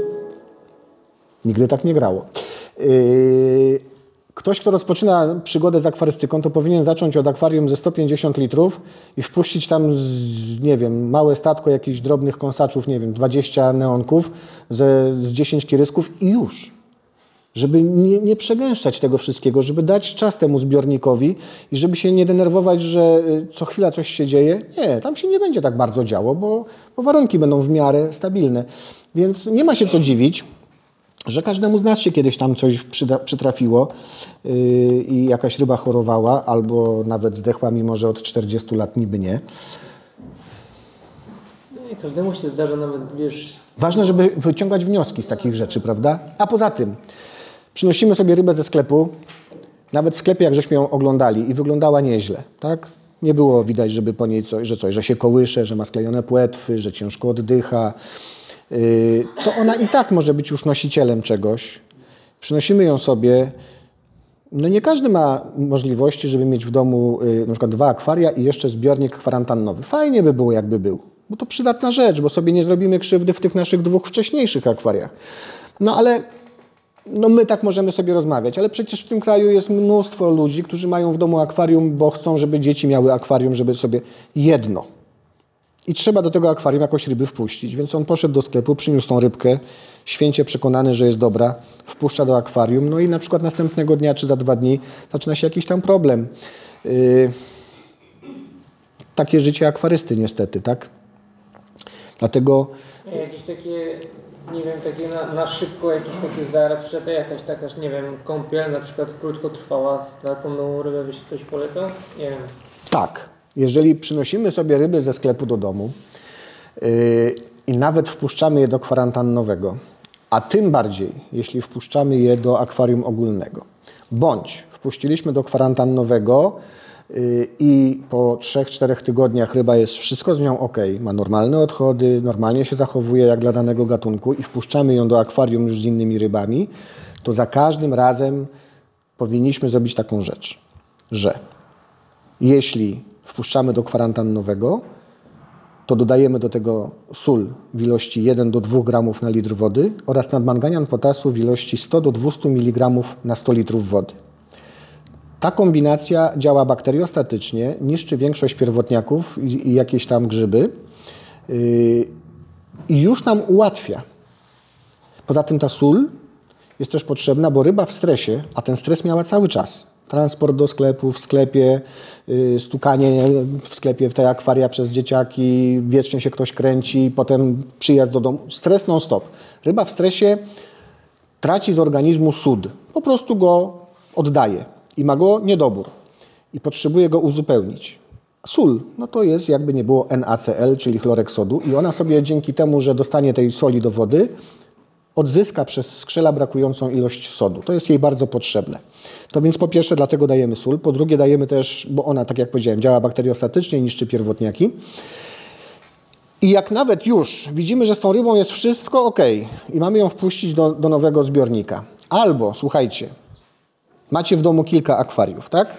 I macie, wszystkie ryby wszędzie są zdrowe, nic z nimi się nie dzieje. Jesteście dobrym przykładem akwarysty, który ma wszystkie zdrowe ryby. Nie, no śmieję się, ale macie wszystko zadbane i postanowiliście, że neonki z tamtego akwarium to robią wypad, bo tam wpuszczę coś innego i je przenosimy tutaj, tu będą dobrze wyglądały. Zdrowe ryby, zadbane akwaria. Nie można podejmować takiego ryzyka, że sobie stamtąd ryby przeniesiemy. Owszem, będziemy robić nawet aklimatyzację, bo być może różnią się warunki fizykochemiczne wody między tymi akwariami. Ale co ważniejsze, tam może być inna flora bakteryjna, inne szczepy tam, a inne szczepy tu. I czasem dochodzi do czegoś takiego, co nazywa się konflikt bakteryjny. Ciągle badają to zjawisko, nie są do końca jeszcze pewni, jaki jest mechanizm tego wszystkiego, naukowcy, ale fakt pozostaje faktem, że istnieje coś takiego jak konflikt bakteryjny, który może doprowadzić do kataklizmu w akwarium w ciągu 12 godzin od wpuszczenia. I dlatego nawet jak łączymy nasze własne ryby, to jak je tu wpuścimy, jeśli nie było soli podawanej wcześniej do zbiornika, dodajcie sobie ten 1 gram. Ten 1 gram nie zniszczy roślin, nie zniszczy niczego, nie zniszczy biologii, jest potrzebny i dodajcie te 100 do 200 mg nadmanganianu potasu na 100 litrów, bo to ma dużą szansę uchronić Was przed konfliktem bakteryjnym przy tym łączeniu bakterii różnych szczepów z różnych środowisk. To jest takie duże hurtownie, które mają mnóstwo pieniędzy władowane w towar, a i przychodzi im ten towar non-stop. Taki Glaser na przykład niemiecki zużywa tony tabletkowanej soli miesięcznie. Kupuje je zresztą w polskim Ciechu. Właśnie dlatego, że jak łączy ryby, czy przychodzą nowe ryby, zawsze daje tej soli i daje się nadmanganianu potasu. 1 gram na 100 litrów to jest absolutnie bezpieczna dawka. Przy rybach piękniczkowatych możecie dać nawet 3-4 gramy. Tylko wtedy szkoda roślin w razie czego, bo taki rogatek czy wywłócznik to niestety może wyłysieć przy 3-4 gramach. Ale gram, ludzie to sprawdzali na delikatnych roślinach, nic się nie dzieje. Także śmiało można. Ale to mówisz przy kwarantannowym, że taka powiedzmy jedna dawka na strzał i trzymasz te ryby powiedzmy tam 2-3 tygodnie. No 3 tygodnie obserwujesz, czy się coś nie rozwinęło. A na przykład tak jak ktoś nie ma i przychodzi i wiesz, przerzuca od razu do zbiornika? Wkłada do zbiornika po tej aklimatyzacji, daje tą sól i daje nadmanganian potasu. Ale nie, no jak nie masz zbiornika kwarantannowego. Do tego ogólnego. Do ogólnego. A. Tak, po wpuszczeniu tej ryby już do ogólnego dodajesz... Nie, że tam powiedzmy wiatr, że będziesz miał przez nie wiem, 10 godzin i tam to dasz? Nie. Okay. Nie, to musi być dane do tego, gdzie już się połączą ze sobą te ryby w tym głównym zbiorniku wtedy. Oczywiście, jeżeli w ogóle trzymacie sobie ryby na jakiejś tam lekko słonej wodzie, bo w większości przypadków można i to wcale nie jest źle, to pomaga rybom, łatwiej im się żyje, no to już wtedy tej soli nie dodajesz, ale dodajesz nadmanganian potasu. W jakiej przepraszam ilości nadmanganian? Od 100 do 200 mg na 100 litrów wody. Jak kupujesz w aptece w tabletkach, to tabletka to jest 100 mg w razie czego. Oczywiście komuś może przeszkadzać, że jest taki fioletowy, tak? Po 3-4 godzinach on się już przestanie robić aż taki buraczkowy, zrobi się taki lekko brązowawy i wtedy jak się taki lekko brązowawy robi, możemy dodać około 10 ml wody utlenionej 3% do zbiornika. Zobaczycie wtedy magiczną sztuczkę, bo w ciągu 3 minut zrobi się przezroczysta woda całkowicie w zbiorniku. Bo woda utleniona usuwa nadmanganian potasu. Ale on dalej będzie działał? Nie, już dezaktywuje się, tak, neutralizuje go. Tak, 100 mg to jest absolutnie dla wszystkich stworzeń wodnych, przy narybku, przy czymkolwiek.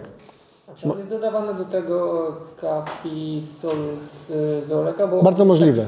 Tak, tam jest jakaś taka niewielka ilość. Ale to on jest dodawany tylko po to, żeby w razie czego, jak się podaje lek do wody, a nie wiesz co, to żebyś wiedział, że podałeś ten lek właśnie z nim. Czasami się dodaje właśnie jakieś barwniki, żeby nie pomylić, że to jest właśnie to akurat.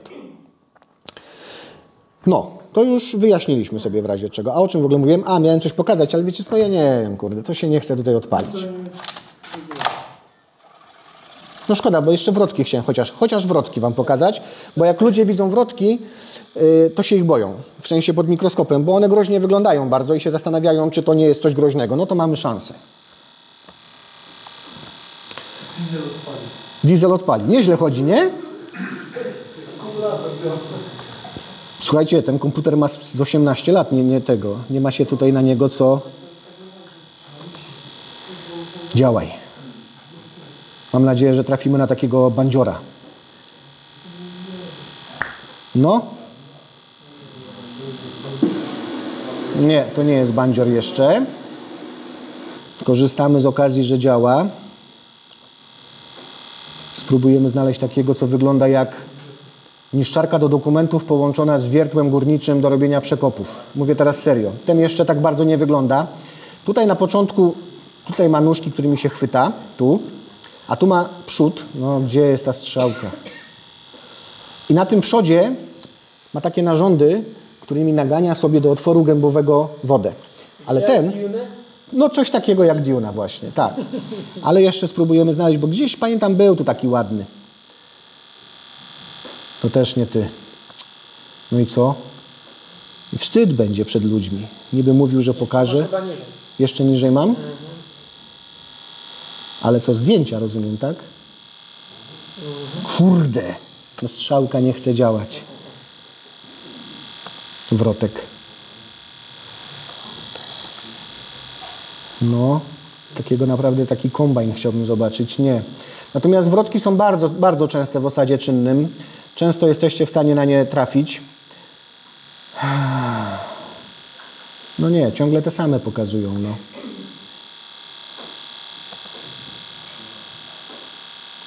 No tu już bardziej. Widać z przodu takie jak wiertło do przekopów, prawda? Ale może jeszcze uda mi się znaleźć. Naprawdę potrafią czasami wyglądać, mają takie podwójne, jak diamentowe. O!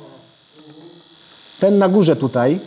No i ludzie się tego boją, jak widzą to gdzieś tam pod mikroskopem. No nie dziwię się wcale, bo jak nie wiesz, co to jest, a wygląda tak trochę groźnie, tak? Jeszcze takie niby uzębienie tam z przodu. Teoretycznie rzecz biorąc, patrząc na to, no można by go troszeczkę pomylić na przykład z daktylogerusem, czyli z przywrą skrzelową. Dzisiaj nie omawialiśmy przywr. Natomiast no, przywry nie występują w osadzie. To jest chyba dużo mniejsze, nie? Tak, to jest dużo mniejsze.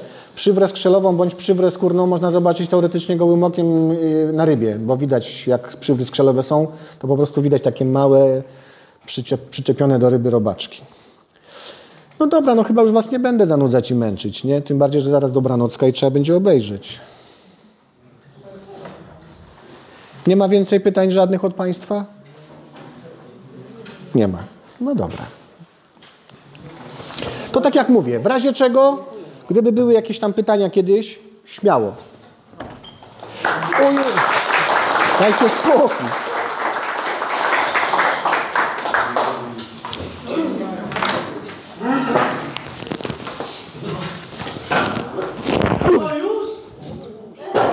Nie, no to zapraszam na indywidualny jeszcze. My też uciekać, bo my na urodziny. O proszę bardzo. Czyje to dzisiaj? Brachola, nie?